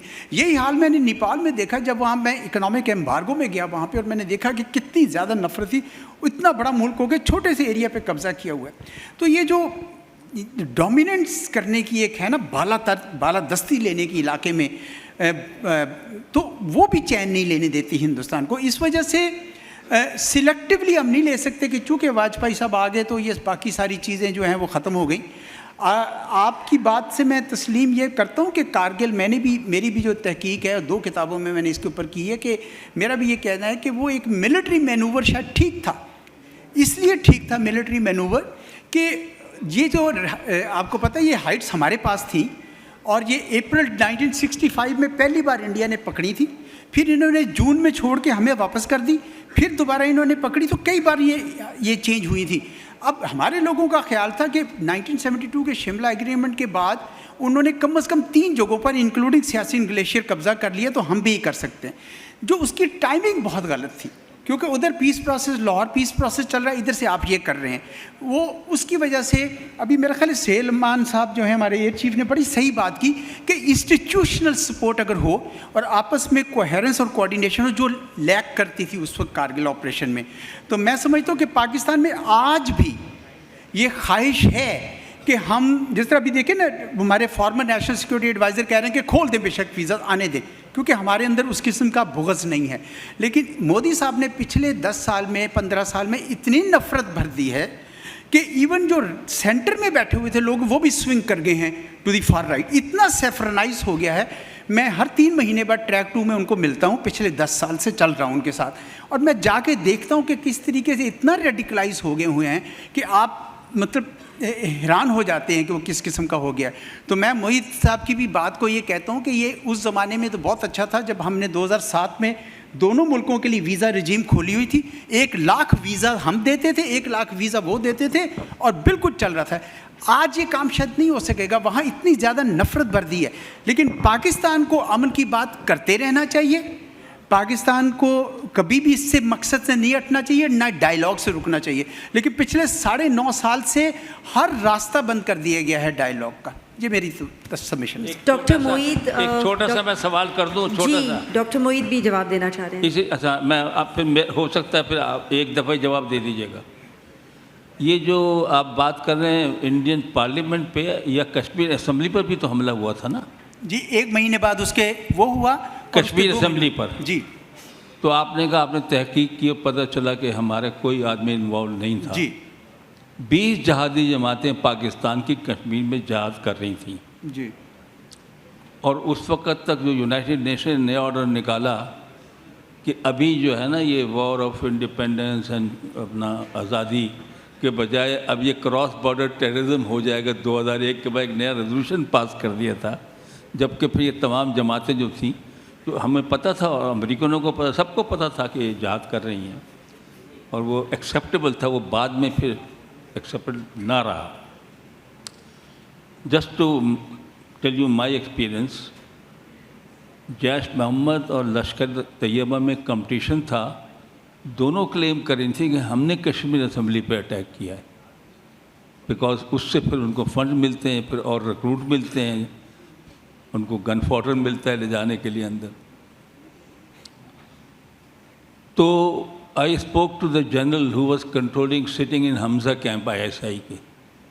میں نے کہا بھائی یہ ان کو بہت دفعہ سمجھایا ہے کہ وہاں ہندوستان میں کوئی کامیاب آپریشن کر کے آؤ کشمیر میں، اس کے لیے بیانات مت دو، اخباروں میں مت چھاپو، پھر وہ ہمارے خلاف ایویڈنس کل کو بن جائے گا. تو اس نے ان کو دونوں کو سمجھایا، وہ دونوں نہیں مانے. انہوں نے کہا نہیں جی یہ تو ہمارا بہت بڑا کارنامہ ہے اور اس سے ہماری فنڈنگ ہوگی، فلانا ہوگی. لیکن اگلے روز میں نے دیکھا کہ ایک لشکر طیبہ یا جیش محمد کی طرف سے اخبار میں ایک اپالوجی آئی ہوئی تھی کہ ہمارے کسی نے غلط کوٹ کیا کہ آپریشن ہم نے کیا، ہم نے نہیں کیا. تو میں نے ان سے کہا یار thank you very much general صاحب کہ آپ نے یہ ان کو سمجھا دیا. انہوں نے کہا جی ہم نے سمجھایا، یہ نہیں مانے، ہم نے ان کا لیٹر ہیڈ چھاپ کے پریس میں دے دیا اور یہ اپنی طرف سے یہ پیغام جاری کر دیا ہے. اس کی تو یہ کہانی جو میرے ایکسپیرئنس کی میں آپ کو بیان کروں. دوسری بات، پرویز مشرف صاحب اللہ ان کو جنت نصیب کرے، میں نے ان سے پوچھا کہ سر وہاں پر واگا پہ وہ بس یاترا پہ آ رہے ہیں اور لوگ جپھی مار رہے ہیں ان کے اپنا انڈین پرائم منسٹر کو، واجپئی صاحب کو، اور آپ یہاں کارگل میں اندر جا رہے ہیں. تو آپ نے نہیں کہا نواز شریف صاحب سے کہ یا تو اس وزٹ کو پوسٹ پون کرا دیں یا ہم یہ آپریشن روک دیں؟ تو کہنے لگے نہیں میں نے تو نواز شریف صاحب سے کہا تھا. انہوں نے کہا نہیں چلتے جاؤ. وچ آئی کانٹ بلیو کہ ایسی بات کوئی ہوئی ہوگی، لیکن انہوں نے یہ کہا، مطلب کہ تو ایٹ دا سیم ٹائم یعنی یہ کس طرح ہو سکتا ہے؟ اور واجپئی نے یہی کہا کہ اب یہ کتنے اچھے ماحول میں گفتگو کر کے آئے، آپ نے ہماری پیٹھ میں خنجر گھونپ دیا. یہ اس کے پھر بیان تھا. Thank you. جی ڈاکٹر دیکھیں I think sir we have to be very articulate in how we understand and interpret history. The state of Pakistan has never been in denial of state of India. The state of India has been many times in past and present been in denial of state of Pakistan. This is quite a fundamental issue. We have never talked about, except for 0.001% fringe, of hoisting a Pakistani flag on the red fort in New Delhi. I can show you a 30 days old only statement from an Indian minister wanting to host an Indian flag in Islamabad. And this is not a fringe man. There is this civilizational obsession that considers Pakistan to be as an aberration. Jaishankar से जब पूछा गया कि India के साथ क्या problem है, उसने कहा 3 प्रॉब्लम है. 2 प्रॉब्लम मैं छोड़ देता हूं, लेकिन जो उसने पहली प्रॉब्लम कहा कि पार्टीशन हमारी प्रॉब्लम है. यानी मेरी जो Jaishankar sir, he is the foreign minister of India, he is not mister nobody. He thinks that my independence is a problem. That is his mindset. And that mindset, sir, is visible now in the new Indian Parliament. If you go there, they hold a new map. As you enter the new Indian Parliament, you will hold a new map. And that map is basically a map of Akhand Bharat. Akhand Bharat is as much a reality in the mind of RSS and BJP as is the greater Israel in the mind of the Zionists. So there is this reality. And sir, twice we have come to talk about Kargil. Kargil happened in 1999. The first attack within Kashmir happened in 1984 by India at Siachen in Operation Makhdoot. I mean, you cannot divorce from what happened in Kargil to what happened in 1984 in the occupation of a disputed territory of Siachen through a military operation which is called Makhdoot. So once Pakistan makes a response, it becomes liable to criticism. But once India carries out military actions like the one in 1984 in Makhdoot, so my only point of view is that no sane person would like to have enemies around. But no sane person should also be prepared to give up his own identity and his own way of life. And in that case, sir, my identity is antithesis to their identity. They think that I have to do what they call as ghar wapsi. And this is a proper notion in India. Even a law. Even a law. Ghar wapsi means that I have to somehow or the other revert back to Hinduism, to that part of the great Akhand Bharat, which my identity will not allow. So yes, we want sovereign equality, we want good relationship, but that has to be not at the cost of my independence or my sovereignty or my territorial integrity. These are the 3 things, sir. Dr. Moeed, मैं भी would sir you... इस पे कुछ comment करना Excuse me. चाहूँगा. आप मुझे करने देंगे? Dr. Moeed wanted to say Thank you, something. sir. Thank you. नहीं, मैं बादशाह घर हूँ. On a lighter note, बादशाह घर और बादशाह क्या होना है, बादशाह तो उसकी ज़ात है. ये साइकिल्स हैं लाइफ की, बदलती रहती हैं. गधा हम सारे ही हैं. तो मैं समझता हूँ sir, we are at times suffering from naivety. We are naive. हम अच्छे लोग हैं. हमारे मेन स्ट्रीम पाकिस्तान में बहुत ज़्यादा टॉलरेंस है. सेल्फ इन्फ्लिक्टेड वूंड्स जो है ना, उसको हम बहुत उभार के बसा औकात दिखाते हैं. मतलब मुझे वाजपेयी साहब का ये ज़ख़म, मुंदमिल ज़ख़म जो है, जो कि मौजूद है, किसी पाकिस्तानी रहनुमा, सिविल या मिलिट्री, کی طرف سے یہ جواب آج تک میں نے نہیں سنا کہ 71 میں میری پیٹھ بھی رس رہی ہے, وہاں پہ بھی ایک زخم آیا ہوا ہے. نہیں کہا کسی نے, ہم میں سے کسی نے نہیں کہا, چلے نہیں کہا. اچھا پھر میں یا کارگل کروں یا نہ کروں, میں سمجھتا ہوں یہ میرا لیجٹمیٹ رائٹ ہے کہ کشمیر کی انڈیپینڈنس ہو اور پاکستان سے مل جائے. یہ میرا ویو ہے. نہیں سر, ٹائمنگز تو چلے, اس پہ غلطی یا نہ غلطی اس پہ ضرور بحث ہو سکتی ہے, لیکن یہ میرا لیجٹمیٹ رائٹ ہے, کیونکہ ہندوستان بھی یہی پوزیشن لے کے بیٹھا ہوا ہے کہ یہ میرا حصہ ہے, اٹوٹ ڈنگ ہے, ہم کہتے ہیں ہماری شہرگ ہے. لیگلی مورلی اسپیکنگ حیدرآباد میں وہ پرنسپل نہیں مانتا نظام کے پاس, کشمیر میں اپلائی کرتا ہے, دے دیتا ہے حیدرآباد نظام اسی اپلیکیشن کے تحت پاکستان کو, تو ہم مورلی تھوڑے سے ویک پوزیشن میں ہوتے. ہم میں سے کسی نے میں نے نہیں دیکھا کہ اس کو ایکولی آرگیو کرتا ہو. کارگل پہ اس کو بڑی غصہ بڑا آتا ہے, اس کو بڑا غصہ آتا ہے. دہلکام پہ وہ خاموش رہتا ہے. ادھر اس کو کوئی پرابلم نہیں ہوتی ہے جب چائنا اس کی زمین آتا ہے, مطلب باقاعدگی سے. اروناچل پردیش پہ اس کی جو پوزیشن ہے وہاں پہ بھی اس کو غصہ نہیں آتا. ادھر میں جن صاحب کی اس بات کو لنک کرتی ہوں کہ پرابلم کیا ہے.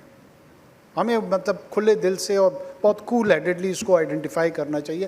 پرابلم یہ ہے کہ ان کا جو ریویژنسٹ آئیڈیا ہے سروارکر سے لے کر پوسٹ 1925 اور ہندوتوا کو ایز اے پولیٹیکل آئیڈیالوجی جو انہوں نے ایکسپریس کیا, they want to give the right of peripheral existence to the rest of the minorities. ان کا ویو ہے کہ کرسچینٹی, مسلم, سکھ, یہ ہماری جو اوریجنل پاپولیشن تھی فرام دا انڈس سویلائزیشن, اس میں جو 4 رگ ویداس کے فالوورز تھے, کچھ پاپولیشن بھی لے گئے ہیں اور اب تھوڑا سا زمین کا ٹکڑا بھی لے جا رہے ہیں. تو وی will resist this. Interesting fact جو مجھے بھی ابھی ریسنٹلی کسی نے بتایا اور مجھے سمجھ آئی, پہلی پارٹیشن میں جب برما ہٹ رہا تھا تو Congress and Gandhi encourage that.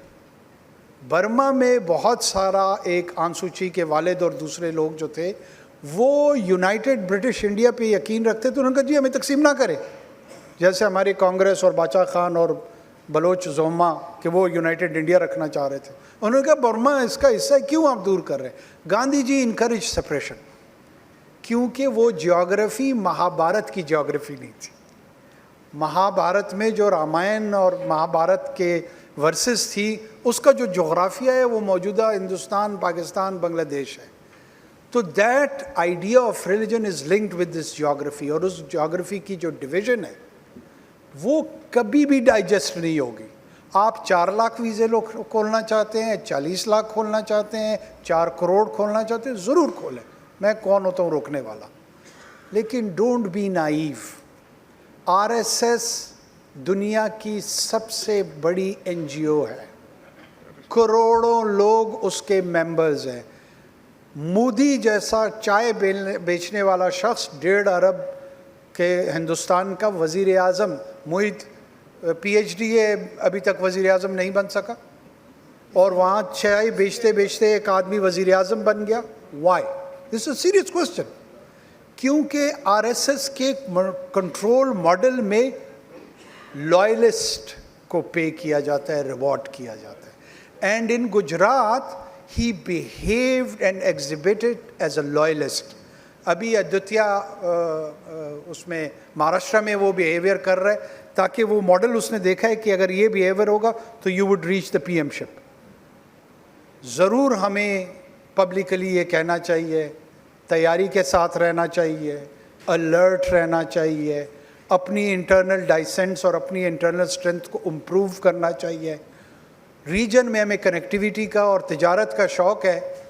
Marco polo سے لے کے ابھی تک ہم سب ویسٹ کے ساتھ تجارت کرنا چاہتے ہیں. اچھا خود ہی سب یہاں ہم کہہ رہے ہیں کہ چائنا دوسری بڑی اکانومی ہے. کسی سے میں ایکسپرٹ سے پوچھتا ہوں کہ یار ہمارا اور چائنی ٹریڈ اور اکنامک ریلیشن کیا ہے. $1 ٹریلین وہ سال کا کنزیوم کرتے ہیں, ہم $900 ملین کی ایکسپورٹ کرتے ہیں. ہے ہمارا وہ اسٹریٹجک پارٹنر. لیکن کنیکٹیویٹی مجھے انڈیا سے چاہیے, تجارت مجھے ہندوستان سے چاہیے. وہاں ہے, اچھا تعلق ہے, ویلکم کر رہے ہیں, ویزا کا بھی ایشو نہیں ہے, کوئی بزنس اینٹی میں نے ابھی تک نہیں دیکھی. ڈینم بیچتے ہیں $500 کا, ڈینم والوں سے میری بات ہوئی ہے ویسے, ٹو US اینڈ EU. میں نے پوچھا چائنا کتنے بیچتے ہو؟ نہیں سر وہاں تو نہیں ہے کاروبار ہمارا. جتنا پرائیویٹ سیکٹر آپ کا ہے, وہ ٹماٹر دلی میں ضرور بیچنا چاہتا ہے, لیکن ایگریکلچر پروڈیوس چائنا کے ساتھ اس کو نہیں پتا کہ کوئی ریلیشن ہونا بھی چاہیے یا نہیں.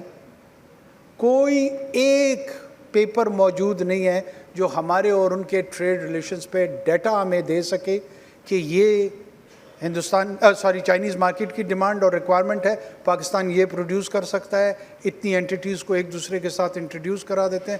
بس سرکاری وفد ہیں, 20 بندے میں لے کے جا رہا ہوں, 50 آپ کی باری پہ چلے گئے ہیں, کچھ ان کی طرف سے آ جاتے ہیں, 2-0 کی بات چل رہی ہے. اٹر confusion. Why don't we want to have trade relations with China? We say regions develop ہوتے ہیں, تو چائنا ہماری ریجن سے باہر ہے, اس کی طرف ہمیں کوئی گمان نہیں آتا, کوئی خیال نہیں آتا. تو میں اپنا میرا یہ خیال ہے کہ we should remain self confident. یہ بڑی مشکل سے 4 دنوں بعد آ گیا ہے, اب لکیلی آ گیا ہے تو let sustain it. We should never expose an inferior sense vis-a-vis India. We should not be belligerent. I'm not saying that. We should have a very balanced and constructive approach. اگر ان کی خواہش ہے تو ہماری بھی ہونی چاہیے, ہماری اپنی جگہ موجود ہے, لیکن شبانہ اعظمی کی دیدار کے لیے ہمیں تمام چیزیں برباد نہیں کرنی چاہیے. Sorry. No offense. Ji, I'm going to request Dr. Moeed Yusuf. He's been wanting to speak for a while. Ji, please. You wanted to make a point. I'll make myself unpopular. I'm actually surprised Ishrat Saab is quiet. دیکھیں بات simple سی ہے. Policy is not about what will happen to the other. I really don't give a damn what happens to India. The question is not کہ India اچھا ہے کہ برا ہے, India آپ کو تسلیم کرتا ہے کہ نہیں کرتا, افغانستان کہتا ہے جی ہم پاکستان نہیں کرتا. یہ جو ابھی ہم بات کریں چھوٹا ملک بڑا ملک, افغانستان جائیں تو دیکھ لیں وہ ہمارے بارے میں کیا کہتے ہیں. یہ تو گفتگو چلتی رہے گی. کویشچن صرف ایک ہے پالیسی میکر کے لیے آلویز, میرا فائدہ کس میں. It has to be devoid of emotion. Who says India is nice to Pakistan? I don't think there's any Pakistani. Who says India is sincere to Pakistan? I don't think there's any Pakistani. The question to answer is it beneficial for me to do X or Y? یہاں پہ problem ہے. یہ ایک ریاست نے ہی فیصلہ کیا تھا, نہ میرا ہے نہ آپ کا ہے نہ کسی اور کا ہے.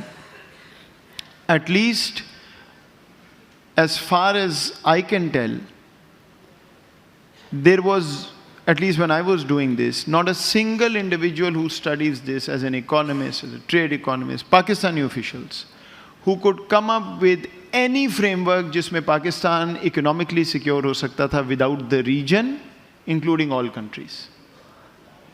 آج آپ کر سکتے ہیں, نہیں کر سکتے, بالکل ٹھیک ہے. Modi is who he is, you cannot do anything. Does that mean that we now start thinking of this as a permanent closure? I think it will hurt us. اگر permanent closure ہمیں help کرتا ہے, I am the first one to say we do it. اگر نہیں help کرتا تو پھر وہ conversation نہیں ہونی چاہیے. مجھے نہیں فرق پڑتا انڈیا کہاں جاتا ہے کیا. جس دن opportunity اگر چاہیے اور ملے گی تو میں لے لوں گا, نہیں ملے گی تو میں اور کام کروں گا, ان کا ویٹ نہیں کروں گا. یہ چائنا والی بات ٹھیک ہے, بالکل کریں. دوسری بات یہ ہے کہ پالیسی میں the easiest thing to do is continue with the status quo. کبھی آپ کو چیلنج ہی نہیں آئے. اگر اسٹیٹس کو ایک چیز ہے کسی بھی چھوٹی موٹی بڑی چیز پہ, سو میں دوبارہ اس بات پہ جاتا ہوں to create more controversy. I also know کہ ویزے نہیں کھلنے, I also know it's not practical, but میں آپ کو I am just conceptually explaining to you how I would think as a policy maker. آپ مودی کو آج یہ کہتے ہیں ہم سارے ویزے کھول رہے ہیں, جو ینگر جنریشن ہے وہ آئے. آئی ٹوٹلی ایگری کہ بالکل وہ نہیں کھولتے, ہمیں نہیں آنے دیتے, پہلے کبھی کھولا تھا. بٹ ہم نے اپنا ملک ان کو دکھانا ہے. اگر وہ اپنا ملک نہیں دکھانا چاہتے نہ دکھائیں, مجھے تو کوئی اعتراض نہیں. لیکن میں نے ان کو اپنی ایک شائننگ آبجیکٹ دکھانا ہے جس کو دیکھ کے میرا فائدہ ہوگا. اور یہ زیرو کاسٹ آپشن, میں آپ کو بتاتا ہوں زیرو کاسٹ کیوں ہے. آپ یہ آفر کریں, India will reject it the next morning. So if they are not going to allow, you will still have the moral high ground. You will still tell the world, I'm ready. I have nothing to hide. اس کے لوگ اس سے پوچھیں گے, especially broken families والے, یار میں نے اپنی بہن کو ملنا ہے, وہ مر رہی ہے ادھر, مجھے جانے دو. وہ کہے گا جی میں تو نہیں جانے دیتا. Great example Kartarpur. When Kartarpur happened, دونوں سائڈز آف دی آرگیومنٹ تھی. انہوں نے کیا دیا, انہوں نے کبھی کھولا, انہوں نے جانے دیا, ہمیں کبھی جانے دیتے ہیں, فلاں شاہ. Where did it turn? سوال بڑا سمپل سا تھا. اگر آپ یہ کریں گے, کیا مودی سرکار اپنے ایسٹ پنجاب کے سکھ کو یہ کہہ سکتی ہے کہ نہیں تم اپنی سیکنڈ موسٹ ریورڈ سائٹ پہ نہیں جاؤ گے؟ اگر کہے گی تو اپنا نقصان کرے گی, نہیں کہے گی تو آپ کی گڈ ول بنے گی. It's a win win. You have to, in difficult environments, the genius of policy is to find a way out in a constrained environment. جب آپ کے پاس ساری ریسورس ہو تو پھر تو جینیس کوئی ہے ہی نہیں, سارا کچھ ہی کرے. امریکہ کو جو دل کرتا ہے کر سکتا ہے. سو میرا یہ پوائنٹ نہیں ہے ویزا کھولے نہ کھولے, میں آپ کو صرف کنسیپچولی ایکسپلین کر رہا ہوں. ایک چیز کا سوچیں, آپ کا فائدہ کس میں؟ مجھے کوئی فرق نہیں پڑتا دوسرے کو کیا ہوتا ہے. جس چیز میں فائدہ ہے اس کی اپرچونٹی تلاش کریں. آج نہیں ہو سکتی, no problem, do other things. کل ہوگی, ٹیک اٹ. That's it. باقی انڈیا بالکل بہت ہی جیسا ہے, خبیث ہے, مودی ہے, کوئی شک نہیں, no doubt about that. But if you look at Europe's history, they killed every European they could find across the border.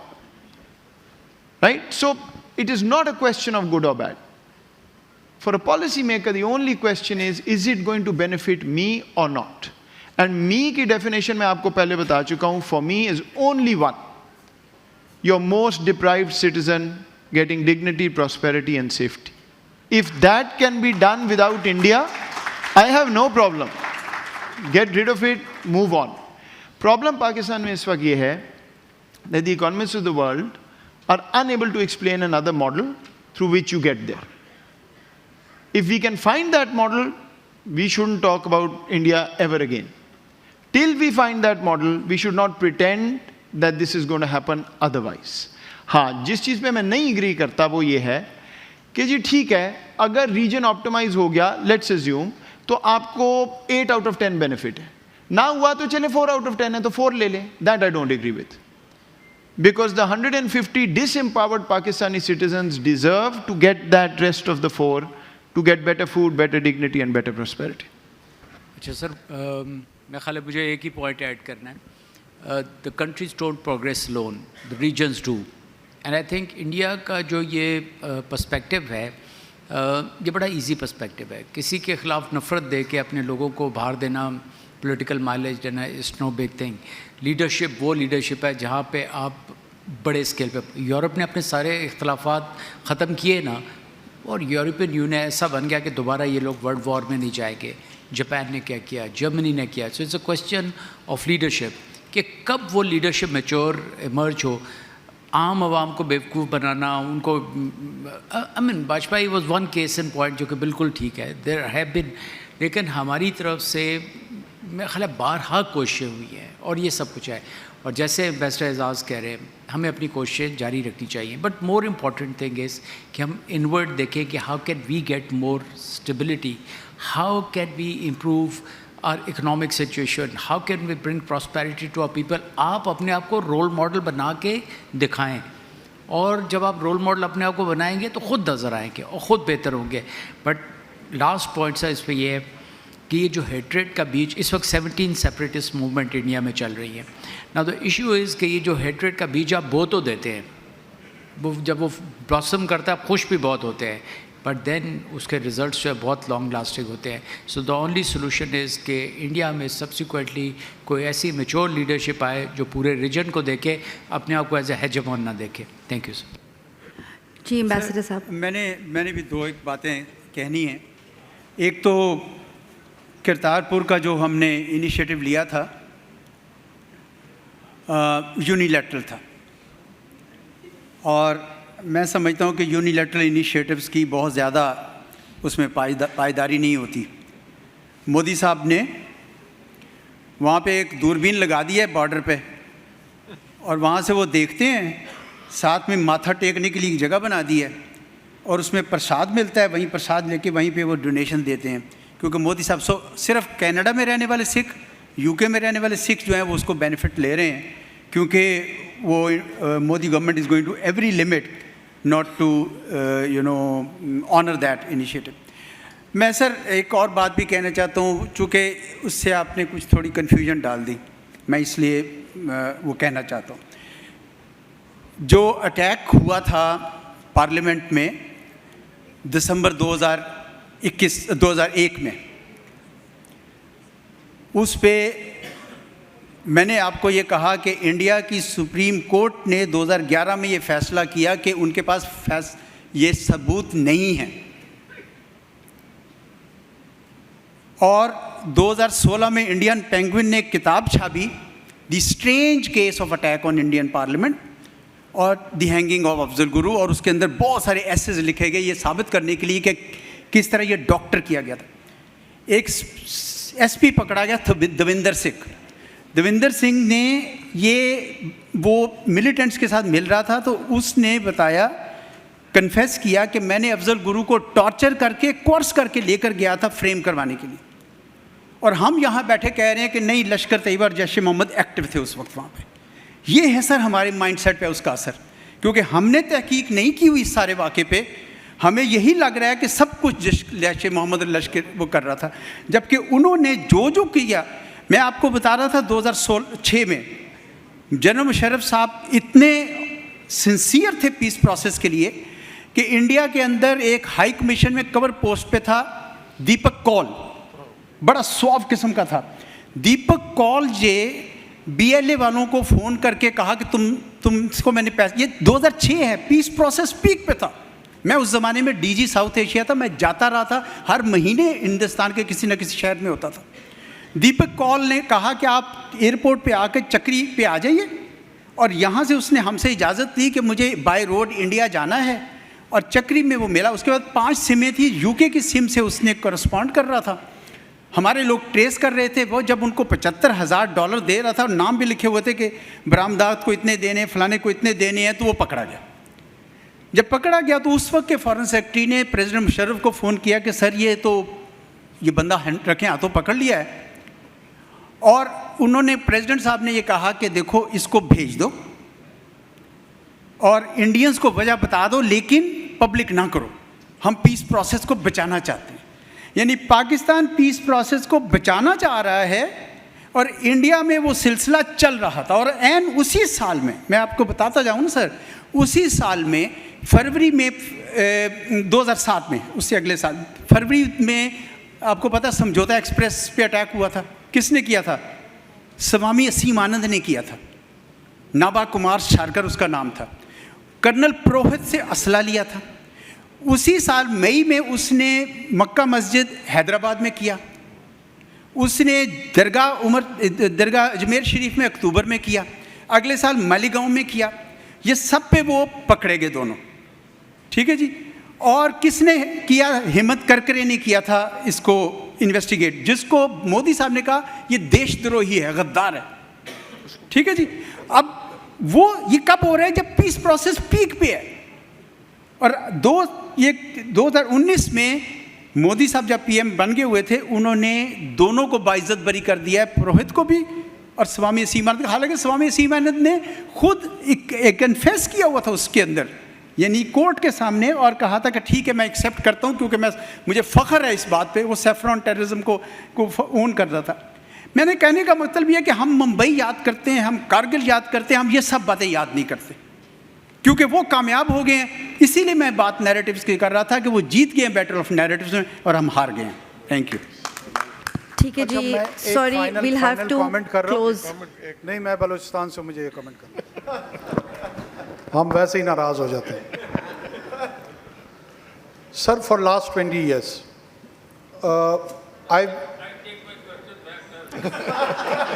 Thank you Jan sahab. سر اتنی آسانی سے تو نہیں ہو سکتا نا. नहीं वो इट्स नॉट अबाउट जनरल साहब, इट्स अबाउट जनरल ऑडियंस. वो आपकी तरफ तो वैसे ही अब ये मुकालमा शुरू हो गया, वरना it's about the general discussion. मैं as a political activist for last 20 years I have been struggling के बलूचिस्तान में जो इंडिया की इन्वॉल्वमेंट है विज़ावी टेररिज्म, उसको कैसे एक्सप्लेन किया जाए on the basis of truth. एक है मैं प्रोपेगेंडिस्ट हूँ, मैं प्रोपेगेंडा भी कर सकता हूँ.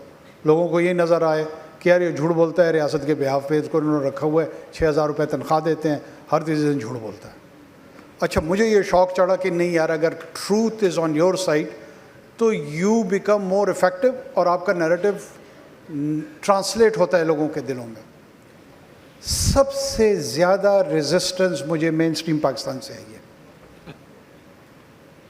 सबसे ज़्यादा रेजिस्टेंस मुझे टीवी स्क्रीन, मैंने तर्जुमान बलूचिस्तान हुकूमत के तौर पे करियर शुरू किया. टीवी स्क्रीन पे मुझे कहा कि यार आप चुप करें, ये छोड़ें इंडिया इंडिया फैक्टर, ये बताएं कि ये टेररिस्ट आया कैसे था. हम स्पीचलेस. हम फिर उन्हें कहे साहब वो फलां साहब पकड़े गए, ये वाक़या हुआ है, इंस्टांसेस गिनवाने शुरू कर दें. वजह क्या थी? वजह ये थी कि हम जनरली उनकी सुपीरियरिटी को हमने प्रिज्यूम कर लिया. वी हैव सरेंडर्ड मेंटली, मुझे ऐसा लगता है. और उस मेंटल सरेंडर की वजह से जो जज साहब जिस तरफ इशारा कर रहे थे ना, हमारे बहुत सारे मसाइल आते हैं. मुक्ति बानी किसी को याद नहीं है, जैश मोहम्मद याद है. मुक्ति बानी ने वेस्टफैलियन स्टेट के प्रिंसिपल को वायलेट किया था या नहीं किया था? हमारा इंटरनल, हमने बंगालियों को सारों को समंदर में फेंक देते या वो हमें फेंक देते, हमारा इंटरनल मसला था. ये कौन था? Chaudhary. Why did he interfere? हम में से कोई इंसर्जेंसी में जो एक्सटर्नल फैक्टर होता है, तमाम प्रैक्टिशनर्स ने और एकेडेमिया ने उसकी एक वैल्यू रखी है कि अगर ये हो तो इंसर्जेंसीज कामयाब होती हैं वरना नहीं होती हैं. 10 साल हम और बंगाली लड़ते रहते, बांग्लादेश नहीं बनना था. ये तो मिलिट्री इंटरवेंशन की आउटकम था. अगर वो ना होता तो ये ना होता. तो हमने अभी तक आसाम को चेंज नहीं बदला. हमें करना चाहिए वैसे. अल्लाह वो दिन दिखाए, अल्लाह हमें वो सलाहियत दे कि हमारे पास ये कैपेबिलिटी हो कि हम उसकी जियोग्राफी को क्रेव करने का आउटकम दिखा सकें. मेरा तो इस पे स्टॉन्च बिलीव है. Thank you. Thank you. Ladies and gentlemen, we cannot take any more questions. Thank you so much for your interest, and there's actually an entire day's conference that can be planned with so much knowledge at this side and that side. So let's give everybody a huge round of applause, and let's move to the closing address so that we can close the day, serve you all some tea. I would like to request Mohammad Asfar Ehsan, founder and chairman, Nutshell Group, to please deliver the closing address. Thank you.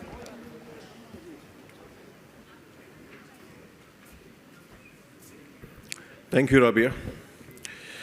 This is the first Future Summit जिसमें मेरा कोई welcome address नहीं था, closing address है. लेकिन time चूँकि short है तो मैं सिर्फ इतना कहूँगा जो कल से मुझे अब तक समझ में आया है कि पाकिस्तान की जब बात होती है तो हमें सिर्फ एक काम करना चाहिए, हमें अपने घर को सही करना चाहिए. Pakistan first. Thank you.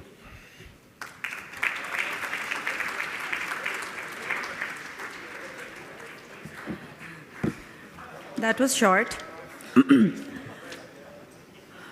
Okay, so with this, we'd like to come to the souvenir distribution stage. If I could please request General Shahzad and Farina Mazhar from Nutshell to exercise your legs and join us on the stage for this souvenir distribution ceremony. Also, I'd like Asfar to please stand. Do we have anybody from NBP? There are co-hosts. If there's anybody from NBP who's still here, please join us on the stage because this is the last session's souvenir distribution. I'd like to request General Moinuddin Haider please to do the honors and present souvenirs to our speakers. If you could please join us on stage. यहीं से सामने से आ जाइए sir.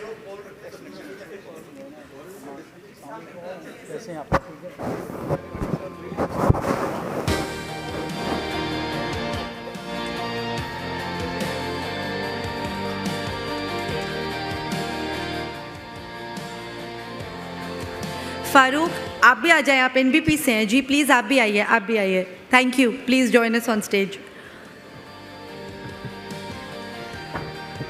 हमने फारूक को nutshell side of the उस पे समझ लिया. आइए please. Ji.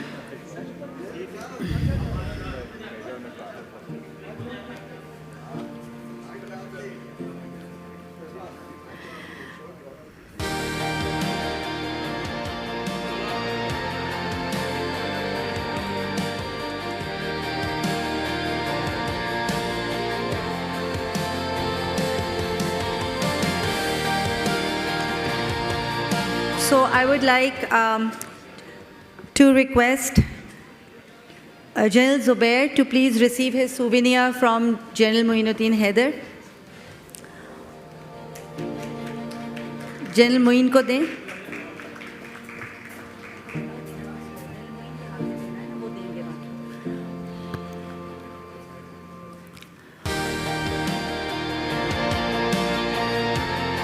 Next, General Saab, I'd request you to present the souvenir to Dr. Ishrat Hussain.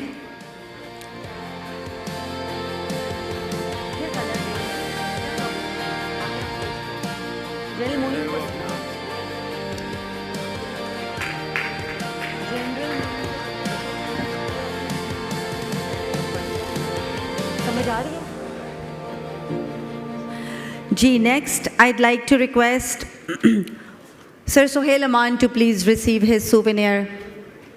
कुछ तालियां बजा दें. अभी चाय पीते हैं.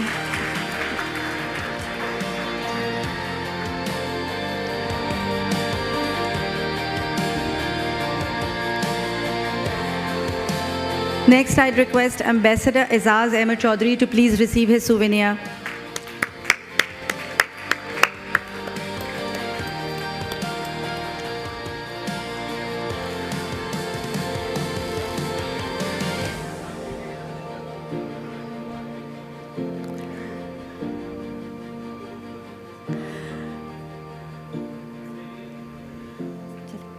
Dr. Moeed Yusuf, if you could please receive your souvenir.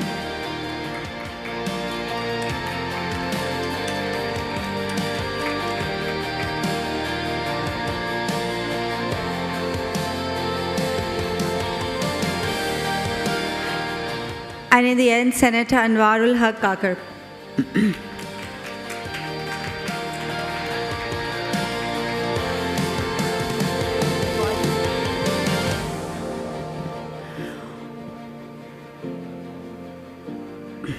Also, in the end, we'd also want to present a souvenir to each of our summit moderators. Syed Farooq Hassan, since he's already on stage, so please, if you could receive your souvenir. And Shaha, join us, please.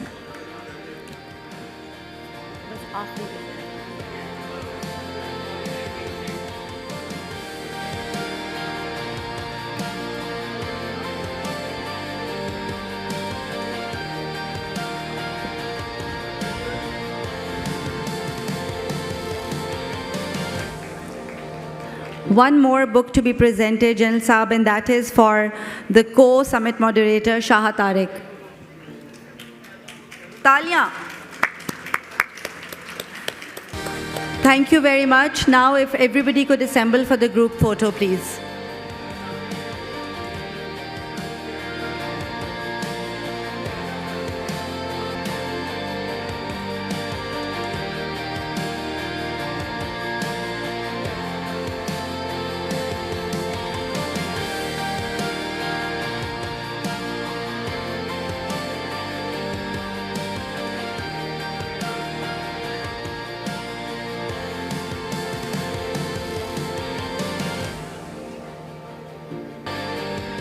Aman.